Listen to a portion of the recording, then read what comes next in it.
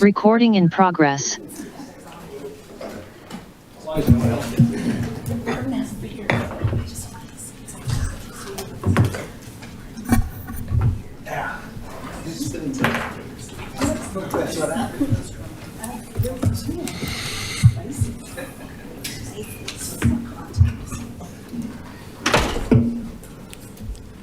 Ready to go?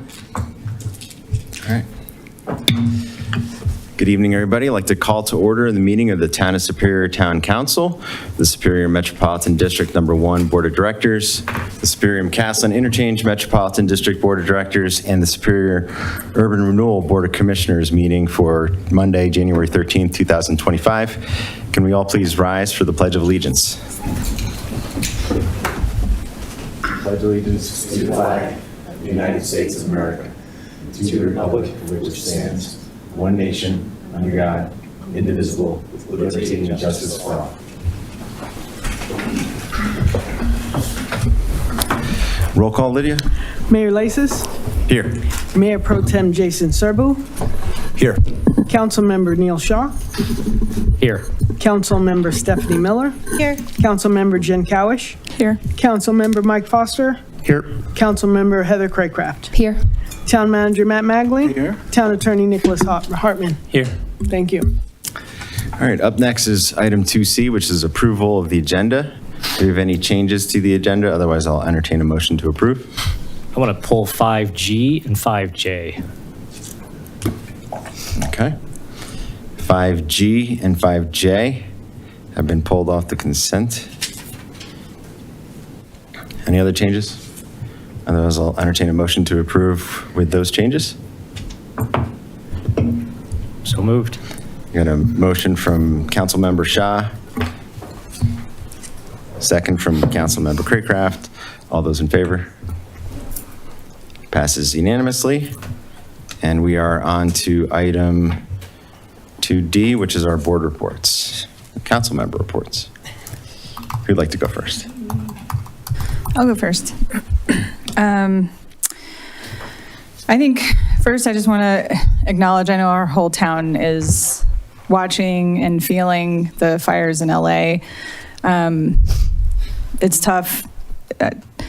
And for seeing, the folks in Maui that we've been working with, kind of looking at this as well, from them, they're not even close to starting really a lot of their recovery, and now they're jumping in to see how they can help. And so if you're looking for resources to donate or get involved or just be of service because of the experiences that you've had, they did start a Slack that is for the LA fire specifically, and there's a channel in there that's for fire survivors to just be available to connect with people. So they understand that the resources are out there and that there are ways to connect with people.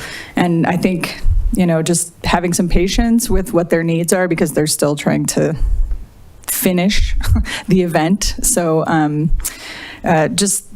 and you can always reach out to me as well. I'll be going there at the end of January with the After the Fire organization. And it's bittersweet, but the Maui mayor and their fire chief they're going to be joining as well to come. And so it's kind of like our group, the club that no one wants to be in, is growing. And so it's wonderful. I think it'll be very cathartic for them. It certainly is for our community whenever they can help and give back. So I just want to remind people to just take care of themselves. This stuff's so triggering, and you might have not realized, what it's going to do to you. So just go easy on yourselves and get support, get help if you feel like you need it. There's a lot of resources out there still for our community in that area. Excuse me. So with the new board, we shuffled our committee assignments, and we have different committees that we're sitting on. So I had my first ACES meeting last week, and I just wanted to note that there is a Facebook group called Electrify Boulder County that they're trying to get people to join. So if you have interest in electrifying at all at your home, or think you might have questions about what that's going to look like, I'd recommend going there. It's a group that's for people that have done it to support other people that are going through it versus vendors or someone who might have a personal interest in your purchasing a product or something like that. And they're also working on a list of all the rebates for electrification. So that'll simplify it for people to understand all the ways that you can get rebates from the Excel and the county. And we used to have like 5 events in town, and now we have 34. And so they're going to be looking for green team help at some of those events that ACES has a part of. Several of us have attended, I think last week, while most of us were not working, we went to a lot of legislative update type events. So I'll leave those for other people to discuss. But I think a big takeaway for me from an economic forecast event that I went to with the economic development manager, Jill Mendoza, was just that the play, work, live needs are high, and those are trending. And I think we're doing all the right things in terms of the downtown Superior area. So it was just nice to get that kind of feedback. Let's see. We did the sock drive, and I dropped those off today. So I just want to say thanks to Silk for helping sort those and all the businesses that hosted the boxes. It was very cool to find out that it was the largest donation that they'd received this season. And so and because everybody participated, it made it very easy work. It didn't feel like a heavy lift. So I'm looking forward to just smashing that goal next year out of the water. Let's see what else. I think that might be it for me. And thanks to the residents for all the donations. It was just fun to go around and collect and see the bins overflowing in places, and just really appreciate how much this community is willing to give when they're, given the opportunity. So that's it. Thanks. Thanks, Jen. Who's next? I would love to go. Just a few things. Just want to say I hope everybody enjoyed the holidays and Happy New Year, since we haven't seen you in a little bit. Again, thoughts are with everyone in California. We all know all too well how difficult that is. So just reiterate everything that Jen said. If you're looking for opportunities to help, there are some. With relation to that, when it comes to power outages, because I know oftentimes that can happen when there's a fire, I just want to remind everyone, Excel has a battery backup program, and so if you're income qualified, they will help you with battery backup systems. For those are for people who are dealing with medical equipment, that would become a huge issue, so CPAP machines, oxygen, et cetera. So if you are income qualified and you are worried about that, please reach out. I can help you find out with Excel how you apply for that, but it is an Excel program. So just want to remind everyone that is available. Like Jen said, we had several legislative opportunities for events last week. It felt like we were living at those. So want to thank Brandon for the invite to the Community and Solutions Legislative Breakfast. That's always a really fun event and very eye-opening. I think something that will make everybody excited is starting on January 19th, the AB line, which is the one that runs between the airport and Boulder, will be doubling their service. So very excited about that. So hopefully we're not going to run into the issues where the buses are full and you have to wait or find a new ride to the airport. So January 19th is when that will start. For the economic forecast, I want to thank Jill for the invite to that. That was a really great event. And like Jen said, the hottest subsector is that live, work, play, because it attracts talent. And so very excited to see that our downtown vision of the live, work, play is coming to life, because that's the hottest subsector right now for development. So glad to see we're on track with that. I'm back up for OSAC now, since Mike is going to be taking over as primary. So I attended that meeting last week and just wanted to let everybody know, because I know it's something that happens to me quite often. So I'm excited to see that this is something that is coming up. So Greenwood Wildlife Rehab, which is out of, I believe, Lyons. So if you run into an injured animal, that's where you can take them to be rehabbed. If you ever run across something on the road or maybe some wildlife that's hurt, they are going to be doing some training for rescue training and how to appropriately handle wildlife, how to recognize if something's wrong versus maybe something you should leave alone, like a baby bird that's just fallen and the parents are probably close by. So they're going to be doing training, and that is going to be from February 2nd through March 30th. It's going to be every Sunday at the community center from 1 to 3. You can sign up with Civic Rec. So if you were interested in any or all of the courses courses, and you can attend a few or all of them, so whatever your schedule allows. They are free, but there's a suggested donation of $10 per course because you are given materials when you leave for whatever they discuss during that training. So it is suggested to cover the cost of the materials, which is $10. But just a really great opportunity to learn about our local wildlife and how to appropriately handle them should the need arise. So just want to let everybody know about that. And then last but not least, just wanted to give a huge shout out to the Chamber, to Michaela, and to our town staff and volunteers for the Winterfest. That was absolutely incredible. I know it really boosted some of our local businesses, which is always a plus. But just a really great event to bring the community together. So I want to thank you for all your efforts there. It's much appreciated. That's it for me. Thanks, Stephanie. Who's next? I'll go. Thank you. You're on. One thing I just wanted to add, also attended the Community Solutions Legislative Breakfast. And the focus in the next year will be the 150th anniversary of Colorado. So something that will be storytelling and kind of hitting all the communities. So that's something we'll keep an eye on and make sure that town staff has that information. As a newly elected official, I have been given the opportunity to represent and help Historical Commission as their liaison. So I attended their meeting on Friday, December 20th. Got to know them a little bit better and all the hard work that they're doing. They have an active kind of schedule moving forward, and I will have the honor to get to report more of that as we come forward. But also wanted to say thank you to Jason because I will miss the next one due to a travel schedule. So he will be filling in for me. So thank you. Also got the pleasure of attending our water treatment facility tour.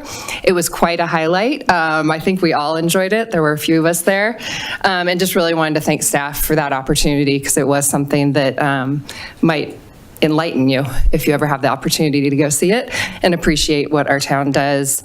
And then lastly, also got to enjoy the Town of Superior's volunteer event on Friday night with many people also. A great event to celebrate our former trustees. And thank you to staff for really putting together an event that just gave everyone a chance to mingle. That's it. Thanks, Heather. I'm happy to go. Let's see. First, as has been said, my thoughts and prayers are with everyone in greater Los Angeles area dealing with fire. As many of us from Colorado have friends and family in the area, this does really hit home. LA County has more residents in like 40 states in the country, so that puts in perspective how many people are affected by this.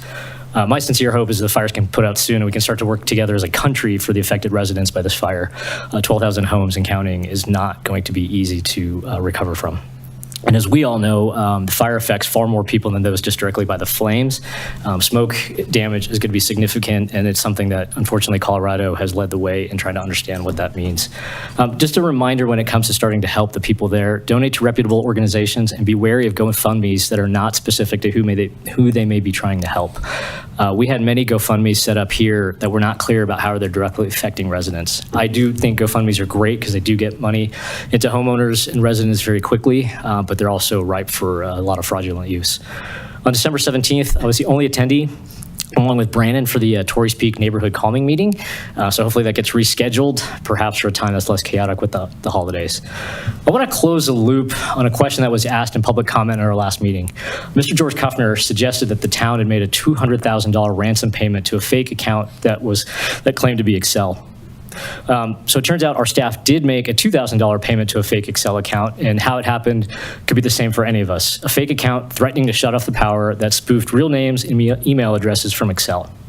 Our staff has since tightened their controls to limit this from happening in the future. Beyond that, I know that this was entirely accidental, and I do want to make sure that we maintain a good handle on this going forward. Number one, we did not fill out a police report. Our sheriff's office talks regularly about cybercrime, and their organization can work with other municipalities to flag that this is happening, and others can benefit from the information sharing. Going forward, this has been changed. Number two, the board was not informed. The fact that this was a relatively small amount, the board should have been informed as because it's part of our fiduciary responsibility to the community to understand how money is spent. 3, beyond the fact that the board is not informed, the only reason this came to light was through a resident. Clearly, this resident has a great relationship with the staff member, and I hope this continues. I really want to extend my thank you to the staff member for their desire for transparency. Finally, the town does not have a whistleblower policy such as the city of Denver. I think we should strongly consider such a policy to make sure there's zero repercussions to any staff member that wants to bring more transparency to municipal government. One should never sit on their hands if they believe there's any sort of retaliatory efforts, or more specifically, feel free to reach out to the board, to anybody, any of us, if you feel that something is not right. That's it for me. Thanks, Neil. Mike? Okay. Thanks. I too would like to express my condolences and sympathies for the fire victims in Southern California. I have a lot of family that still lives down there, so it's something that hits very close to my heart. I also went on the wastewater treatment plant tour last Friday, and again, thanks to Jim, Brandon, and Ed for leading a fantastic tour, and for any member of the public that asks or thinks that there is a, quote, away, there is no away. It all winds up at the wastewater treatment plant, whatever you put down the toilet. So it's a fascinating tour, and I believe every member of the public should go experience that once in their life just to see what goes on at a wastewater treatment facility. It's fascinating.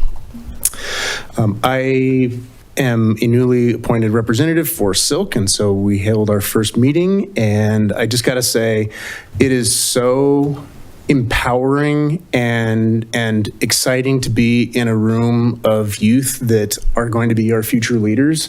These are some really, really brilliant young men and women, and I have high hopes and great expectations for what lies ahead and their futures. These are incredible human beings, and I'm so thrilled and excited to be a part of Silk.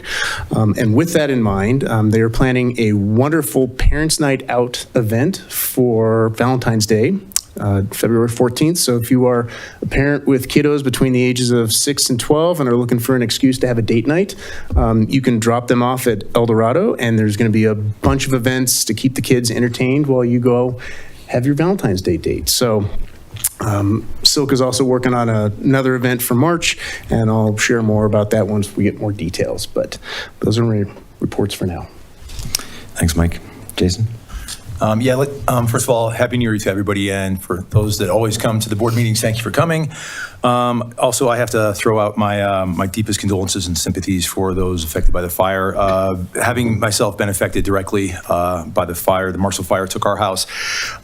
It's easier for me as an architect. I know how to build a house. I know how to get contractors and supplies, but I cannot imagine for the people that are going through this in Los Angeles, where the initial costs are just so outrageously high, and getting building materials now for the majority of people in the middle class there that have bought a home 30 years ago for around $800,000, and the value is now over $3 million. Rebuilding is going to be very, very difficult. So my thoughts, my deepest hopes that they can rebuild and get some normalcy back into their lives.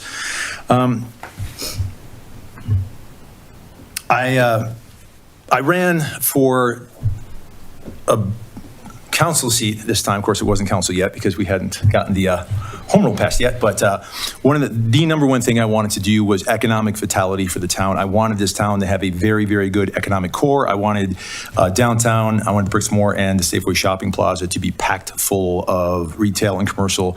And that's my goal for the year, is my number one thing. So I have been reaching out to a lot of businesses, and I've been chatting with a lot of people, and I had a great pleasure to chat with Mario Munoz, and if you don't know who he is, you will shortly. He is the owner of Menchie's, and we met. I said, hey, let's meet at Crack Boba, because let's meet at a place in town which is, one of the businesses we're trying to help. And an amazing conversation, a brilliant man, very, very passionate about the great food he's going to be bringing. And so I normally say drum walks. I know Mike would do it for me, but everybody's been asking, when is Menchie's going to open? And the answer is finally here. April to May is what they're looking at as their target opening date. And seeing the construction undergoing, I definitely think that's a targetable thing. So as the weather is going to be getting warmer and you're going to be craving that frozen yogurt sweet, that is going to be a perfect opportunity to go and spend some time getting to know him. So on that note too, wild card football was this past weekend, and I'm obviously very thankful to say that my Buffalo Bills finally got out of a first round. Yeah, but I have to say this too, though. Broncos fans in the places I watch it have just been fantastic, as Broncos fans and Coloradans typically are. They were very, very gracious. In fact, I stopped in at Bambi Brewing afterwards to grab a beer, and it was a sea of Broncos fans looking very dejected, and I thought, oh boy. And Sean saw me in my Bills outfit, and he was like, Jason. But it gave me an idea to kind of like further the idea that we need to really invest in our town. We've got 3 amazing sports bars in this town. We've got Bambi Brewing, we've got the Eatery at the hockey rink over here, and we've got Pat's Tap. So next Saturday and Sunday, if you want to watch some football, grab some really good beer, have some really good food with it. We've got 3 awesome opportunities to actually just watch a game here in town.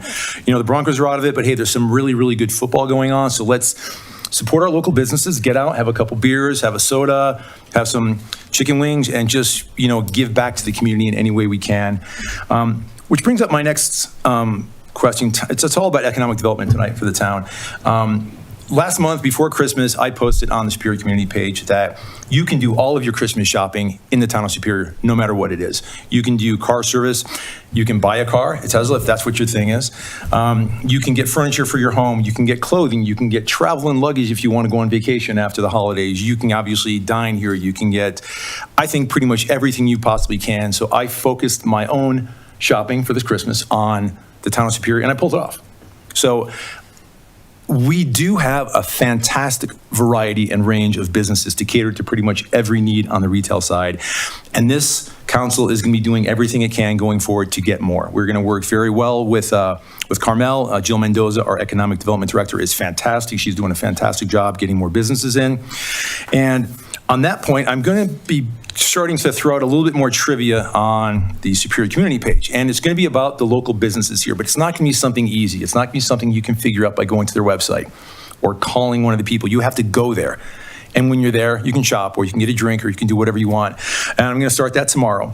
And just as the last thing I wanted to throw out, I was at Bigsby's Folly in Denver. They're in Rhino. If you have an opportunity, please go. They are investing in our town. They have bought a parcel of land. They've put a tremendous investment in that.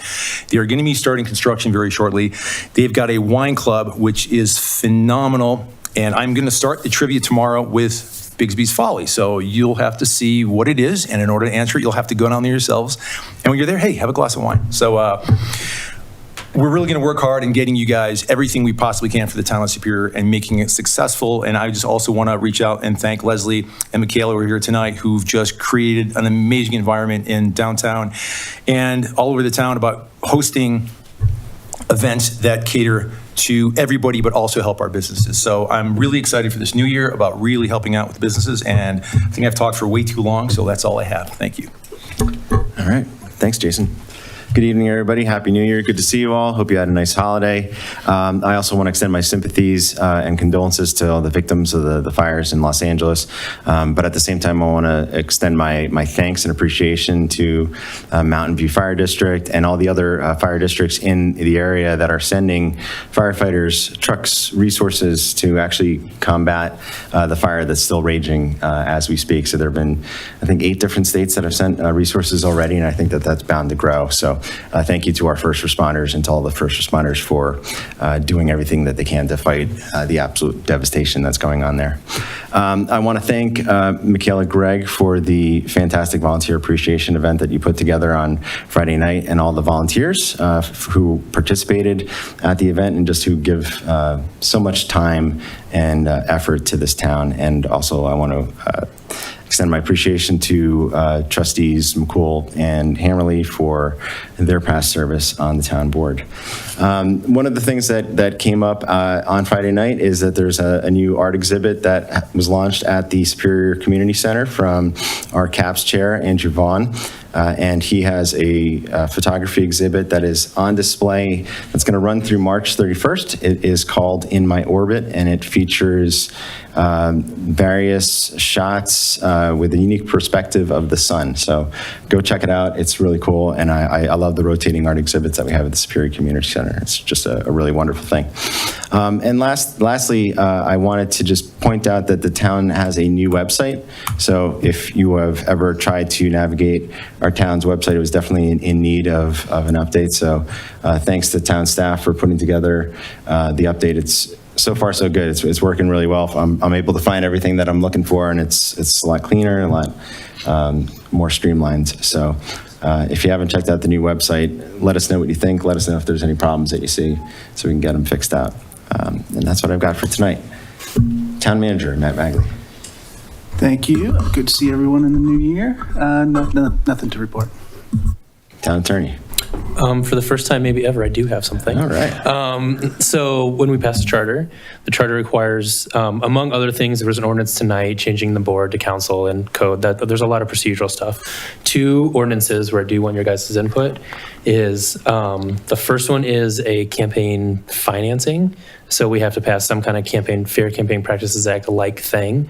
So that's 1. And then 2, I'm blanking on, but I'll email you guys. Ethics. Ethics, Code of Ethics, yes, thank you. And the second one is Code of Ethics and Conduct. So if you guys want to go look around at different towns, most home rule towns have those in their code. I know I look at Lafayette a lot. I live in Lafayette, so I tend to look at them all the time. They have good ones. Denver has good ones. Councilmember Shaw pointed out. So if you have ones you like, please send them to me. I'll probably start drafting in the next probably February or early March project. So, but other than that, I'll just do it on my own if I don't get anything. So, and then you'll see it up here. That's all I got. Nick, I'd encourage you to also reach out to the Home Rule Commission because we did quite a bit of research on ethics and looking at different charters and things like that. So that'd be another great source of information or input. Cool. Will do. All right. Town Clerk. Nothing to report.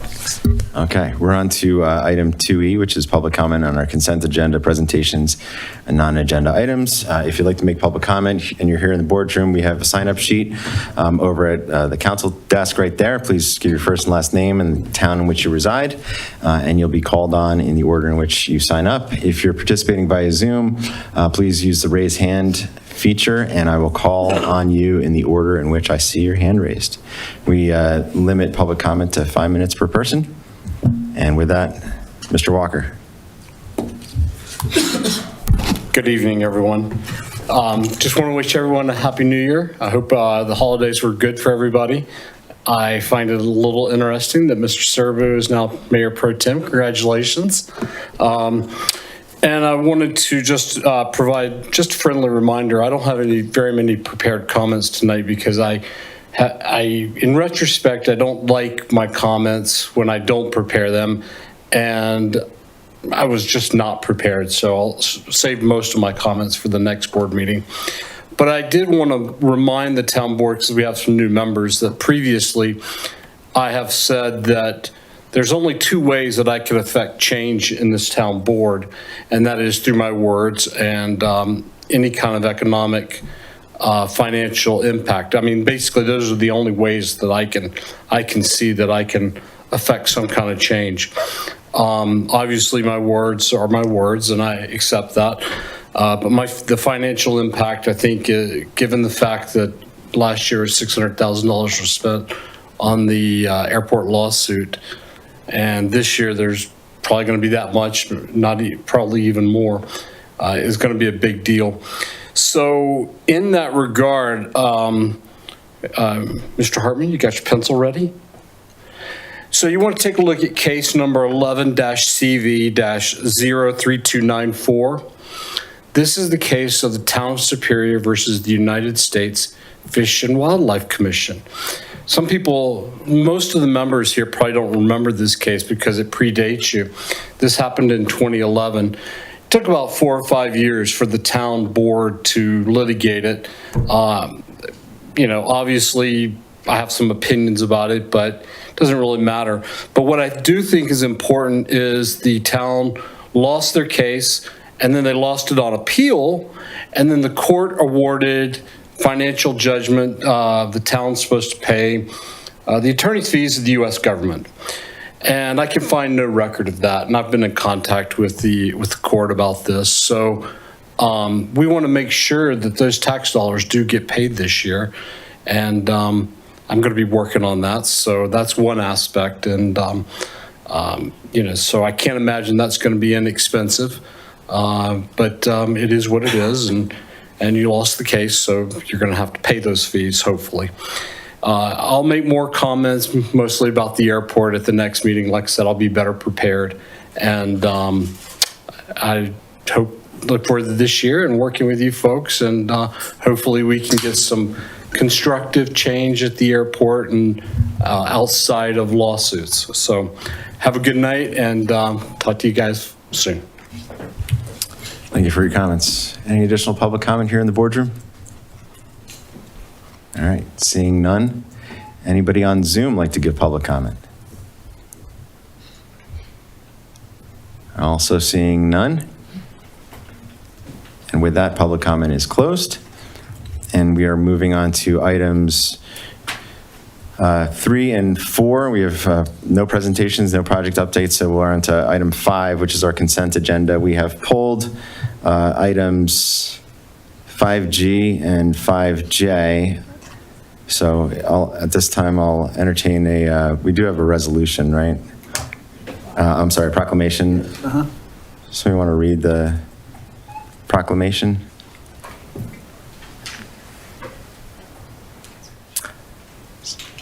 I'll read it. All right. This is a proclamation of the Town Council of the Town of Superior in support of National Radon Action Month in Colorado. Whereas radon is an invisible, odorless radioactive gas that threatens the health of our residents and their families, and whereas radon gas is a Group 1 carcinogen known to cause lung cancer in humans with prolonged exposure, and whereas the Rocky Mountain region has been ranked Zone 1, an area with the highest radon potential possible by the United States Environmental Protection Agency, and whereas Colorado residential radon data has shown 50% of Colorado homes tested as being at or above the U.S. Environmental Protection Agency radon action level of 4.0 PCI, picocuries per liter of air, and whereas any home in Superior, Colorado may have elevated levels of radon, even in homes in the same neighborhood that do not, and whereas supporting recommended radon practices and policies to reduce radon exposure is important to protect our community's health and welfare, and whereas testing for radon is simple and inexpensive, and whereas identified radon problems can be fixed, and whereas Boulder County Public Health, the Colorado Department of Public Health and Environment, and the United States Environmental Protection Agency and the American Lung Association are supporting efforts to encourage Americans to test their homes for radon, have elevated levels of radon reduced, and have new homes built with radon-resistant features. Now, therefore, I'm Mark Lasis, Mayor of Superior, Colorado, and the Town Council do hereby proclaim January 2025 as official National Radon Action Month in Superior, Colorado. With that, I'll entertain a motion to approve the consent agenda with 5G and 5J pulled. So moved. We've got a motion from Mayor Pro Tem Serbu. Second. Second from Councilmember Foster. And we're spending money here? Not anymore. No, not on this. Okay. Okay, so we can just do a voice vote. All in favor? Passes unanimously. And we have pulled 5G, which is consideration of a resolution approving the 2025 insurance policy with travelers companies. Neil? Yeah, I pulled this, and it's mainly to have a conversation with Jeff about, so CIRSA, and if I recall a few years ago, there's some challenges getting insurance coverage from travelers on, some litigation that we were going through. And the thought was that CIRSA would have had better service, but we didn't include CIRSA, was not included in the current round. I just wanted to understand why and what your thoughts are for the 2026 insurance. Yeah, Jeff Stone, town staff.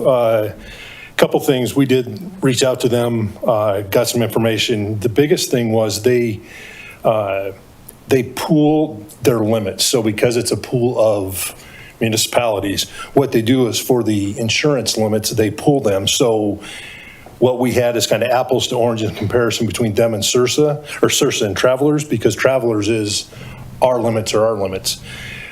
So, for example, from the fire, having to share property limits, we could have not been fully covered if the limits had been reached during that year. So that was one of the main reasons. And then some of the other deductibles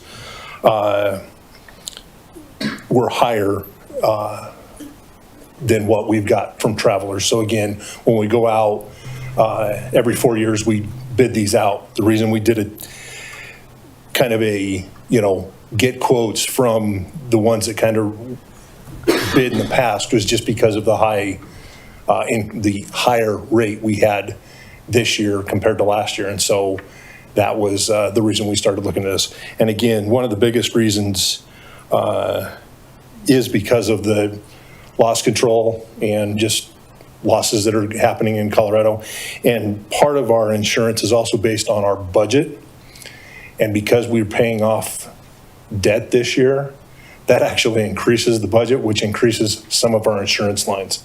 So those pieces will go back down in 2026, but that was another piece that was a little interesting to kind of say, hey, yeah, that's part of the reason as well. Okay, no, I appreciate that. I mean, insurance is a big deal because normally, insurance is one of those things that you just want to only have to pay the premiums and never have to, actually get repaid. But given what we went through the last few years, and then the otper part of insurance is you never can seem to have enough. So as we go into that, I do want to understand what Sursa quotes this coming year, just so the rest of the board understands. This is kind of a big deal because there's a lot of municipalities that use Sursa, and we're one of the few that do not. But obviously, everything you just laid out, is pretty good reason to not use Sursa, but when literally most of our neighbors are using it, it's helpful to understand why we're opting out. Yep.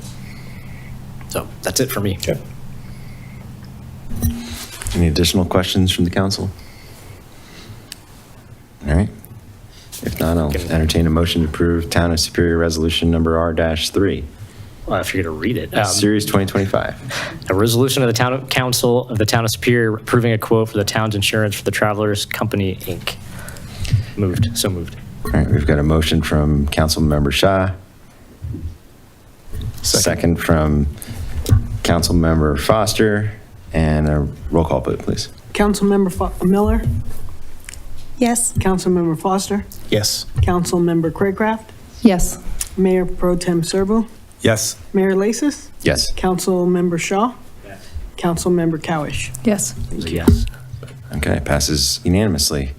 And we also pulled item 5J, which is consideration of downtown Superior civic space construction change orders. Yeah, and I pulled that one also. I want to try to understand kind of, because I'm a little confused by the staff memo between, and I get change orders are what they are. There's a budget and there's an up to amount, or rather we had 1.4 million in the budget. However, when you tack on all these change orders, in the aggregate, what was supposed to be 225K is now left at being 52K. And I want to understand how we're going to get furniture for the facility for $52,000, or is the plan to come back to the board for additional money relative to the change orders that we've had? And if also you could kind of walk us through the change orders, because they're not insignificant, 15% over the budget, because it looks like from the drawings that there's a new wall and there's all the low voltage that goes with that. It's not totally clear what changed relative to what we approved a few months ago. Leslie Clark, town staff. Happy to cover those items for you this evening. I would agree the change orders are significant, and while we had some great savings with the value engineering we did, there definitely are some items that have come up that are making that figure rise again. Do you want me to just go over the 7 through 12, or?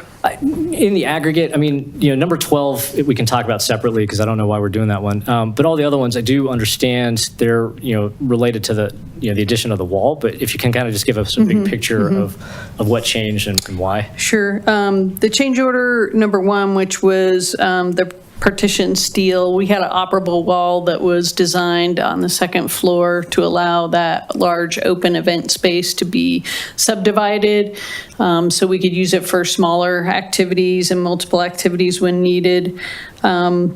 It did require the addition of a pretty large steel beam to hold that operable wall. And this change order addressed the need for that, and the installation of that was a little complex.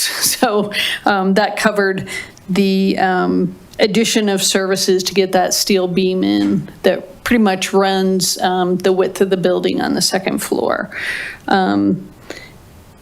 As part of that, we did redesign the operable wall, and it's a little lower than it was originally designed because of the steel beam, so we did have a credit to offset part of that as well. Wallpaper, we had wallpaper that was spec'd out for the a portion of the lobby area on both the first and second floor. While that was provided by Carmel, the installation is being done by this contractor because it was going to be damaged during construction if we had put it in earlier. So that change order is basically for the installation of wallpaper that we already had on site. Polished concrete. This was a floor upgrade. The concrete in there is pretty rough. It's just bare, unfinished concrete. It's not terribly attractive. And for some of the public areas, we wanted to provide a polish onto that would be similar to what we did at the community center to bring that level of the surface up. We did receive a partial credit for some of the sealed concrete because in polishing it, the need to do the sealing is not there. So that was a credit that offset part of that. The event space flooring, the LVP was an addition. We had flooring spec'd out for upstairs, but we wanted to look at a similar floor application for downstairs. The cost for that was pretty reasonable for a very large event area and to bring the finished product on the first floor so it matched what was on the second floor. So we're going with a vinyl product that looks like wood. It's easy to maintain. It has a little softer surface than just the concrete, so doing dancing events or things like that is going to be a little bit more comfortable for everybody. Starting with change orders 7, basically through 11, these are low voltage change orders. When we moved into the building, we haven't moved into the building, but when we were doing the design for the building, designing all the doorways and all the access control points is a pretty complex project. And we worked with our town vendor on security and making sure that this building would have similar security as all other town buildings. So we have keypad access, we have fire control, we'll have handicap push buttons at the front door, emergency access push bars on all the egress doors as required by the fire marshal. All of these change orders pretty much address changing out some of the door hardware that was originally installed by the developer so that it can accommodate this low voltage work. The other piece of that is they had to route the wiring throughout the building and finding pathways and putting in conduit for that. So this will put conduit in for even some future IT needs that are low voltage. So while we're not putting in cameras and monitors as we have at the community center in this project, we will have conduit in place so that can be installed at a later point in time. We also put conduit and some access boxes in so that when we add AV down the road, which is not part of this project, those pathways are already in place. We don't have to open up the walls to pull that wire and have that connection between the AV equipment and where the control components are located. So that addresses 7 through 11. I think there's quite a bit of backup material included in those, so I won't go through all of that. But if you have any specific questions, I can try and address those. Just trying to understand the macro, issues that change, because some of these I get, you just don't know what you have. And I think number 12, it's more a question. We're lowering a gas line for the residents above the space. Why is Carmel not paying for that? I think that we would like to issue an invoice to them for that. The gas lines for the 4 units above our unit were installed in our ceiling. So right now they're located basically 21 feet off the floor, very inaccessible for if you have to shut your gas line off or have any repairs done. Our construction vendor designed a methodology to lower those so they'll be accessible directly through our the hanging ceiling, the ceiling that's there, so it'll be easily accessible without having to pretty much remove large portions of the ceiling to get up there. So I'm okay with us doing it, but I mean, at a fundamental level, if we spend the money and Carmel says no, we're out of luck, right? Like, how do we ensure that Carmel is committed to, giving us space that we can use without us having to incur costs? Because we could just cap the line and suddenly none of their 4 units have gas any longer.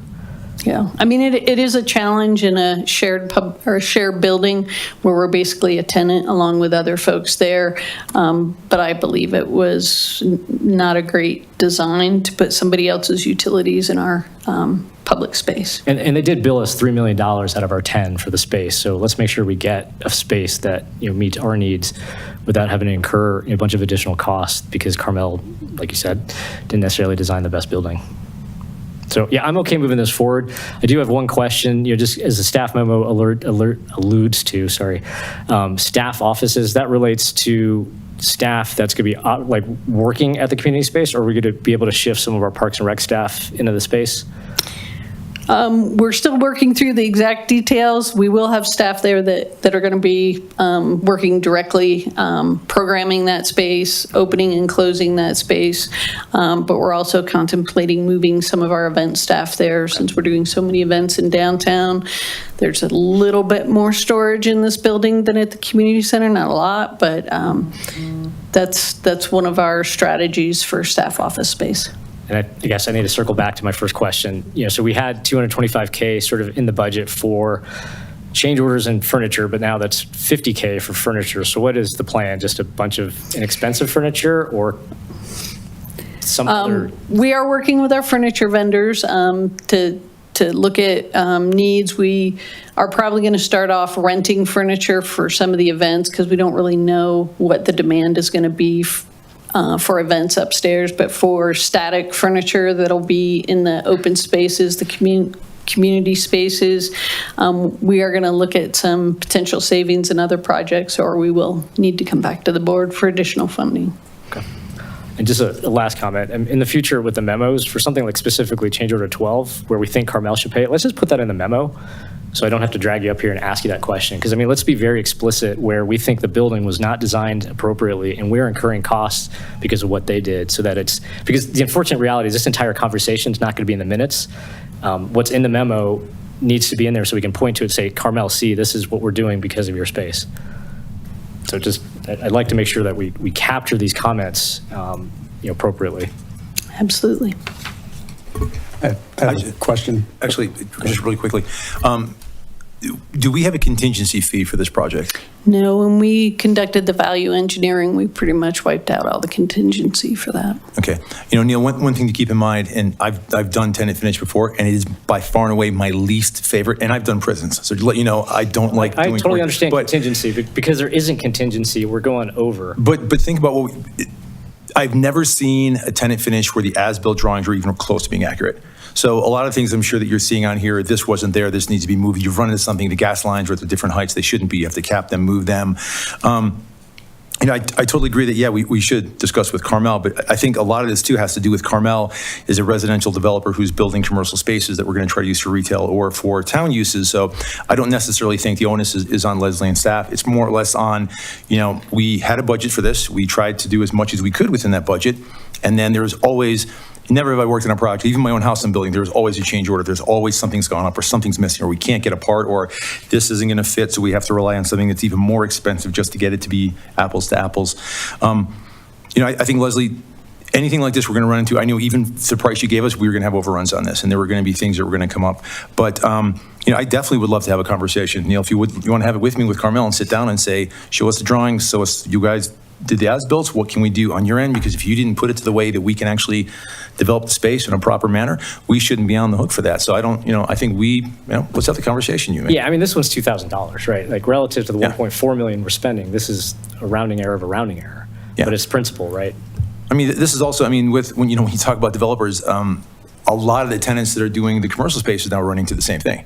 Things aren't matching, things aren't done the right way. And now Carmel's going, well, what do you want us to do about it? So I think there's a fundamental change in attitude that we might be able to have a conversation with just to see if we can push it in the right direction. I think would be beneficial, not just to us, but for everybody who's investing in our town. Yeah, no question. All right, thank you. Sorry, Mike. Question I had is, any of the items that are on the change orders that are before us this evening, were they part of the original value engineering? That's a very good question. I believe that we did strip back the flooring to zero. And so the flooring options that we are adding back in could have been addressed prior to the value engineering. Okay. All right. Thank you.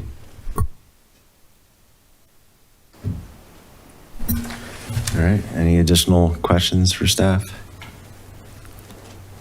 All right, I'll entertain a motion to approve change orders 7 through 12.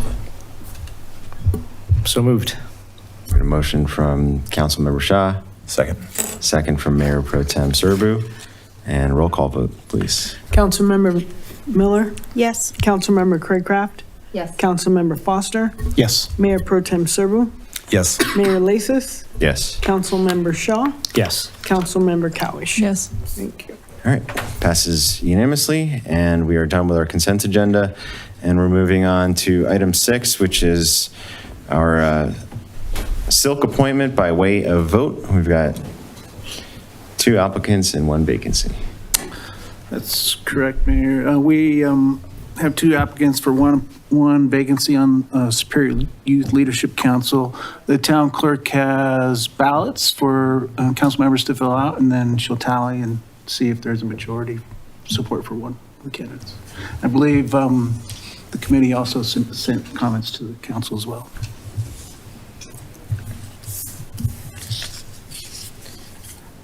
Are we writing our names on these? Yes?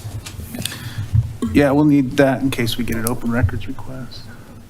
Applicants are also in the room if there were any further. There's any questions, yeah. Okay. Why don't we have the applicants just come on up and introduce themselves to the board? If there's, I'm sorry, to the council, if there's no objections. All right.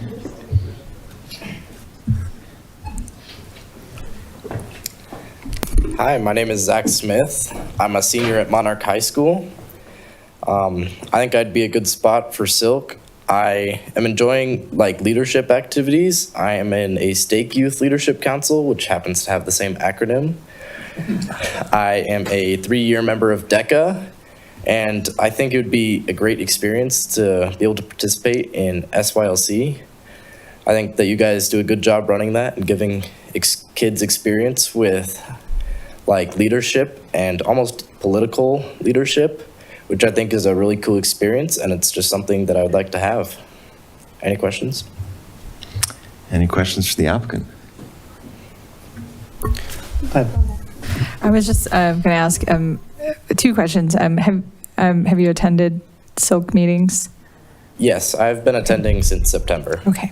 And since you've had some time there, is there anything that you could see that you would like to work on as far as adding to the work that they're doing, or something you'd like to see in town that they're not working on? Well, I think that they already do a pretty good job. I helped plan the Monster Mash, which was a exciting event, and I think that they have a good process for creating new activities and getting influence for new activities. And I think that if something does come up that I want to do, we can make that happen. Other questions?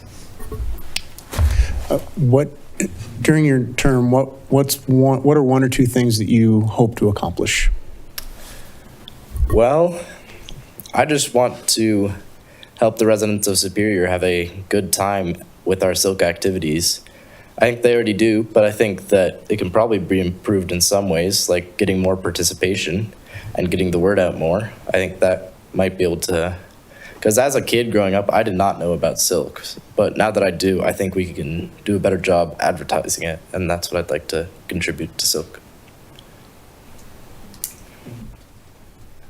Can I just ask you a question about that? How is it feasible? Like, what's your recommendation for how we can actually reach the target audience that we're trying to target with Silk advertisements?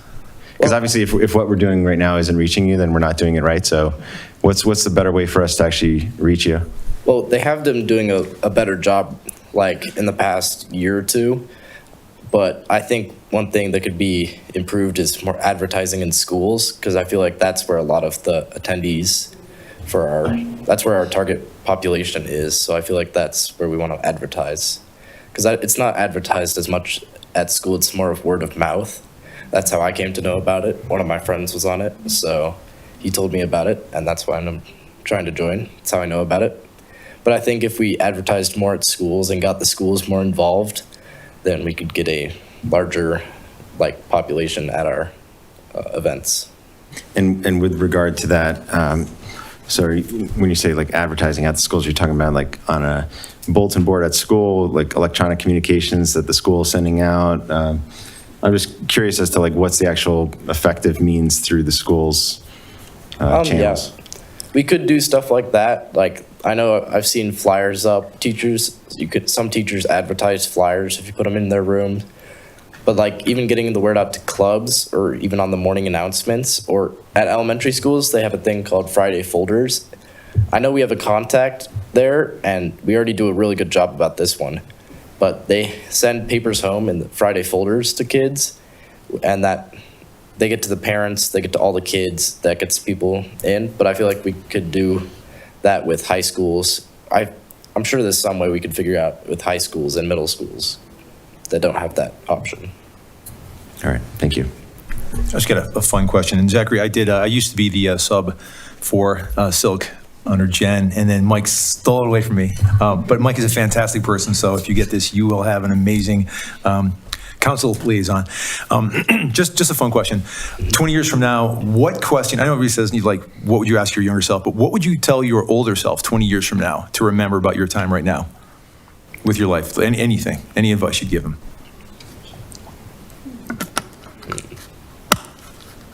I don't know. I don't know where I'll be in 20 years, but I think... Yeah, I'm not where I thought I'd be either. So. I think I'd probably tell myself to keep improving, to keep growing and learning. Even if you're at somewhere good, just keep going higher and building off of what you have. Don't get comfortable, keep pushing the limits. That's good advice. Thank you. Yep. All right. Any additional questions for the applicant? All right. Thank you for applying, and we'll be taking action on this shortly. All right. And next, we've got Berkeley. Yeah. Hi, guys. I'm Berkeley Spencer. I'm a sophomore at Monarch High School, and I want to join Silk because I think that it really helps to make a difference in our community, and I think that's really important, and I want to be part of that. Okay. Great. Well, thank you for applying, and I'll turn it over to the council for questions. Same questions I asked Zach.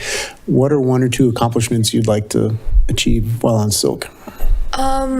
I think that Silk is doing a really good job. I love it's just coming up recently. They do like, they let parents send their kids to like a rec center and we kind of watch them and the parents can go out and have date nights. And I think that's really great because I know a lot of families, I babysit and I do a lot of it for free, kind of for volunteer, because we have a lot of families that like can't really afford to have like a full-time babysitter. And I think that's really great that we're helping that. And I would love to do that more often and maybe expand how many kids we can pull in and advertise it more. I would ask the same question. Are there, since you're aware of kind of the work plan or agenda that Silk's going to be working on in the events, are there any things that you would like to add or that you see would be a good addition to bring into our town? Like more things that I think we should be running or things we should change about the town? Like if there is some event that you have for an idea of, are there some ideas for improvements or what you would want to bring or see, maybe not your first year, but like as you're on the committee, things you'd like to see happening here that they're not doing now? We recently had a meeting where we kind of talked about where we think we should install like stoplights and stuff to keep the roads safer in Superior, but I think it would be cool to like send out some sort of like survey to see what citizens of Superior think other streets that could use stoplights or more lights on the road to help them see, so that we can kind of put that on our agenda to see if we can help change that in any way. In Berkeley, I have the same question. 20 years from now, your future self comes back to say hello. What advice do you give her? I think that a lot of, I also don't know where I'm going to be exactly in 20 years. Fair enough. I think that I kind of want to say, like, remember what it was like to be here, you know, like, because I hope that by then I'm successful and I'm happy and whatever, but I think that like high school and college years are really fun, and I kind of want to make sure that I'm keeping those memories with me while I go, and I kind of want to make sure that like I remember them when I'm older. Great, thank you. Any additional questions?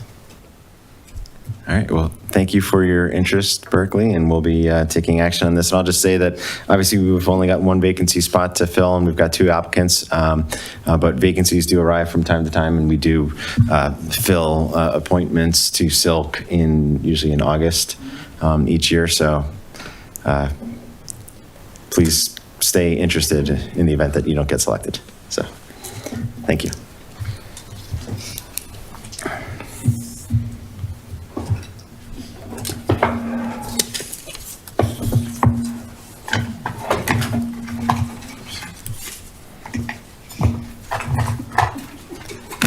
Do you need our names on these? Yes.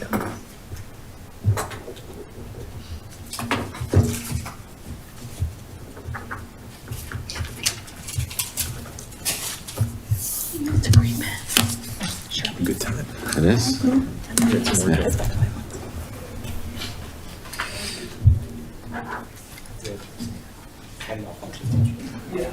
Are we keeping almost perfect time?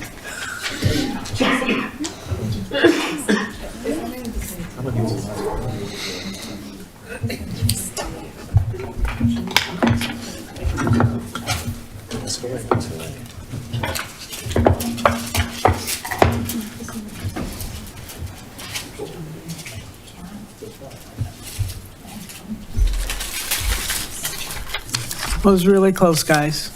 We've got 4 for Zachary and 3 for Berkeley. Okay. So congratulations, Zachary. All right, so I will entertain a motion to approve Town of Superior Resolution Number R-4, Series 2025, a resolution of the Council of the Town of Superior, Colorado, appointing members to the Superior Youth Leadership Council, appointing Zachary Smith. So moved. And a motion from Mayor Pro Tem Shah, second from, I'm sorry, Councilmember Shah, sorry. Old habits die hard. Second from Mayor Lasis. All those in favor? Passes unanimously. Congratulations, Zachary, and thank you, Berkeley, for your interest, and please do consider applying to be on Silk in the ordinary course. Yeah, I just want to say I applied for the planning commission and they picked Jason. And then about 4 months later, then I got on the planning commission. And it took her like 3 months to forgive me. Yeah, I still don't forgive him, but come back, try again. Okay.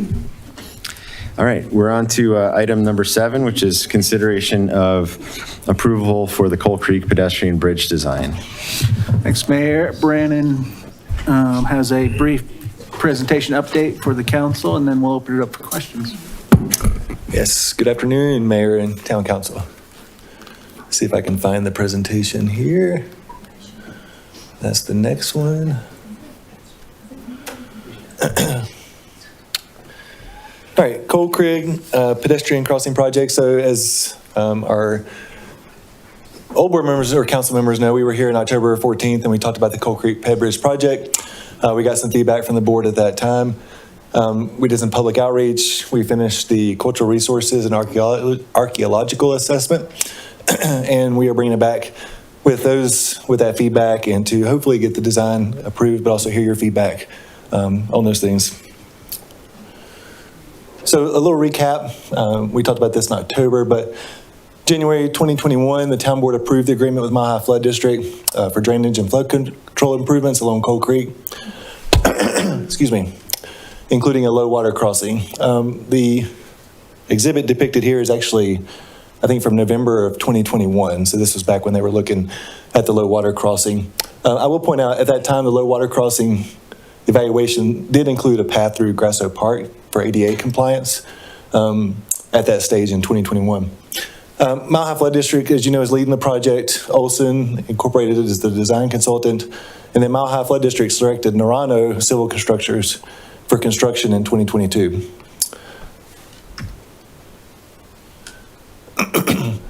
So we initiated design in 2021 and several issues were identified with the low water crossing. The first being, and I have here an aerial photograph taken in 2024, so that's not a 2021 photograph. There were several issues raised with the low water crossing. First was ADA access is challenging due to the low water crossing, and that's due to the steep grades at Coal Creek near McCaslin. The next is the low water crossing would require handrails, resulting in floodplain impacts. So the reason for that is the drop from the crossing to the creek. So they tried to minimize the slopes there, so it increased any drop over 52 inches requires handrails, where if it's less than 52 inches, you can get away with that little curb cut that you see crossing Coal Creek in downtown Superior. If you take that path through there, they don't have the handrails. But that's why handrails would be required for this crossing due to the drop being greater than 52 inches. Impacts to existing wetlands. There are wetlands on the south side of the creek near McCaslin that would require wetland permitting. The crossing near McCaslin wasn't best for circulation purposes, going north and south. And then, as I pointed out in the last slide, the low water crossing would still require the trail through Grasso Park for ADA access. Then the Marshall Fire unfortunately occurred in late 2022, or late 2021, which affected the project design. Trees were lost along Coal Creek. And then the crossing near First Avenue, after the Marshall Fire, as you can see in this aerial photograph, a lot of the trees near First Avenue across the creek were lost. And that allowed for a pedestrian crossing to be looked at that location without having to remove additional trees. So the design team recommended alternative bridge crossing near First Avenue in 2022. So that bridge crossing was, this schematic I think is from November of 2022, looking at a pedestrian bridge crossing of Coal Creek. So some benefits of the bridge crossing was ADA compliance. It can be completely ADA compliant, including the path through Grasso Park. It maximizes connectivity and circulation, minimal environmental impacts with no wetland permitting. The floodplain impacts were less with this location, so the low water crossing would only be required to pass a 10-year storm event, meaning a 10-year storm event could go under it without hitting the crossing, and anything greater than a 10-year event would hit that path, and then there would be impacts beyond that. The bridge will actually pass a 50-year storm with no impact in terms of floodplain impacts. It's also accessible year-round due to it being higher above the creek. This is the schematic from the design plans that I put up here that we can point back to if we want to talk in more detail. But basically, it shows the bridge crossing connecting to the Rogers Farm Path, the connection along First Avenue, and then the path through Grasso Park, ultimately headed to downtown Superior. This plan sheet still shows the path is 10 foot wide through Grasso Park. One of the design changes we are making is we are reducing that path width through Grasso Park from 10 feet to 8 feet to get a little further away from the buildings. After our board meeting on October 14th, we held a public meeting on November 18th, 2024. The meeting was attended by approximately 35 residents here at Town Hall. Residents from Rogers Farm, Original Town, Downtown, and Rock Creek were in attendance. I attached the survey responses to the council packet, but 93% of those survey respondents in attendance saw value in the proposed trail access through Grasso Park and as a benefit. 82% were in favor of the proposed steps and safety improvements near Town Hall. That's those steps there from the parking area. And then 90% either liked or did not oppose the proposed improvements to First Avenue, with 10% saying they preferred perpendicular parking there. In general, the feedback's been positive and in favor of the project since the council meeting on the 14th. The other thing we did following the meeting on October 14th was get additional feedback. We hired Metcalf archaeologists, and they did a archaeological, cultural resources, and geo-archaeological assessment, because they don't have to spell that, of the park following the meeting.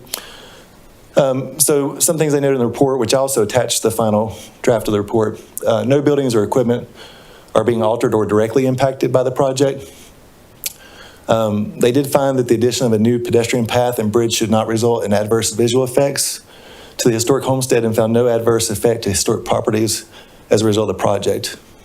They did recommend having an archaeologist or cultural resources specialist on site during construction in case we uncover historic artifacts through the dig process. So if you read in the report goes well through history, but it talks about a lot of Native American activity on this site and throughout the Coal Creek area. So I think they would have recommended that if we were on the north side or the south side of the creek, just due to the soil conditions and history of this area.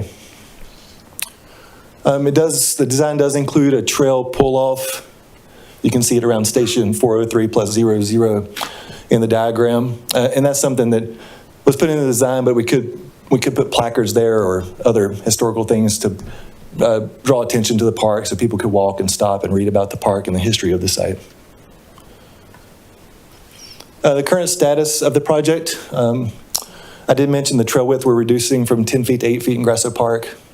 Norano is the selected contractor. They have completed 2 other stream restoration projects in Superior.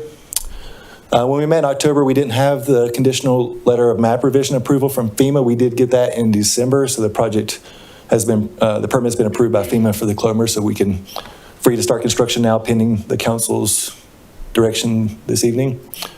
The project does have minor floodplain impacts, and I apologize, I noticed that picture cut off some of the text, but those residents have been notified and received letters regarding any floodplain impacts. And we got a couple calls from a couple residents describing the letter and what was sent out, but no concerns because no additional properties are impacted. There's no increase in the 100-year floodplain that's impacting structures or private property as due to this project. And then Norano is ready to start construction. We have heard from them that they would like to start February 3rd, obviously pending the decisions tonight from council, but they're prepared to start as early as February 3rd of this year. Project funding, it's roughly 50% funded by Mile High Flood District. The town splits the other 50%, but we are getting about $149,000 from the Rogers Farm developer. Boulder Creek Neighborhoods committed to this project. And at this time, no additional funding is needed. The money has been allocated and paid to Mile High Flood District to complete the project. There have been some additional costs, obviously, with the cultural resources, archaeological assessment, the public outreach that was attended by the consultant, but those funds are still within the existing budget with Mile High Flood District. And I think even where we are today, we have about $70,000 in contingency for construction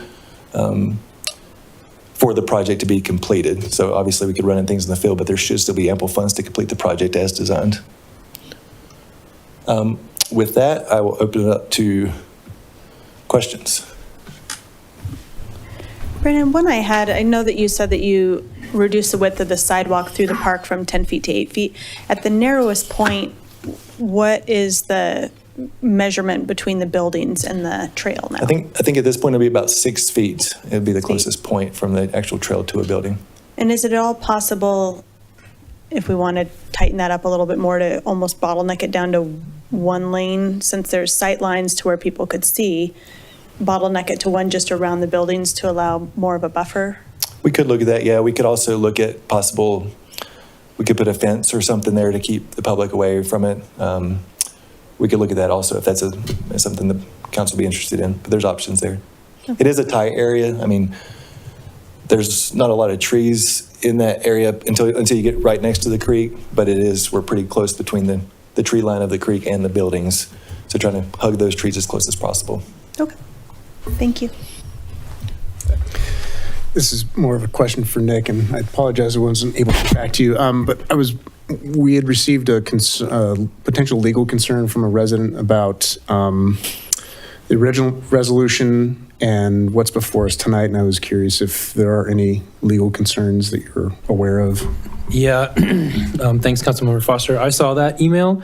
I do not share those legal concerns. At the time, it was discussed, the low water crossing, like Brandon discussed. I think it's clear throughout that a trail, a just creek crossing was envisioned, and yeah, it didn't end up being a low water crossing, and it's a bridge. I went back and looked at a lot of other things. I mean, town board at the time was supposed to give final approval. That's what we're doing here now. That was contemplated. I looked at, it's like a kickoff meeting, and it even discussed the possibility of a bridge all the way back to 2021. So this is not new. This is not out of the blue. I know the last time we talked about this, we talked a lot about the process, so I'll save that. But I think action tonight, I mean, yeah, I think that's entirely appropriate. Thank you. And then, Brandon, you touched on the public meeting that we held on the November 18th, and I thought you did a really fantastic job of talking about and sharing sort of the process over the last few years. And so I was wondering if you could just share with us very briefly sort of the transparency of what happened over these last few years that got us to today, just again, for the public record. Yeah, I don't have it in these slides. We did highlight the communications that were made public at the last meeting in October 14th. So I'm not going to maybe recall those. There were some committee discussions, some public discussions. I think at the time, so I started with the town late November 2022. So the bridge alternative was there when I joined. I think in hindsight, clearly we should have done more public meetings when that decision was being made. Staff was obviously focused on other priorities. There was staff turnover too with myself starting, Marshall Fire recovery, unfortunately. So there definitely should have been more public meetings, and I acknowledge that. I think Leslie acknowledges that too. But we have had a lot of committee inputs, especially over the last several months. And there were some over the years too, but the last few months we've met with Historical Commission a couple times, OSAC, and others. Okay, thank you. Just two more questions. Does reducing the trail width from 10 feet down to 8 feet impact the ADA accessibility in any way? No, sir. Yeah, okay. And for multi-use path, they like a minimum of 8 feet. That's why we chose that. Okay. And then during construction, I think Stephanie touched on this a little bit, but are we envisioning any particular mitigations to protect the buildings during trail construction so that they're not damaged by contractors? Yeah, I mean, so the plans include things like silt fence and safety fence to keep you within a project limits. So that's kind of the extent of it that's planned at this point. But those will be installed to keep contractors away from the sites. Okay. And we'll also have town inspectors will be on this job. We'll have a full-time inspector during construction, and then during this phase, we'll obviously have the cultural resources, archaeological specialist on site too. And Mile High Flood Districts agreed to incorporate that cost into the project itself. They think there's funds available for that. I requested a daily rate from that, and I haven't got it yet, but that would be incorporated, and Mile High would pay for that. Okay, great, thank you. Hey, Brandon, could you talk to us about the benefits of the ADA accessibility for this trail versus what we have right now? Yeah, so currently there's no ADA accessible path to get across McCaslin from the western sections of Original Town and Rogers Farm, aside from the roundabout at Marshall and Main Street, and then aside from the McCaslin-Marshall intersection, which is signalized, controlled. So obviously the trail system through downtown that goes east of this McCaslin crossing is ADA compliant, but there's no way to get to it unless you go up to those two intersections, which aren't great crossings of McCaslin. This pedestrian bridge crossing is the best crossing of McCaslin if you're on foot or on bike. The current path that comes down from East William Street is not ADA compliant. It grades 10 to 14% depending on where you're at on the trail.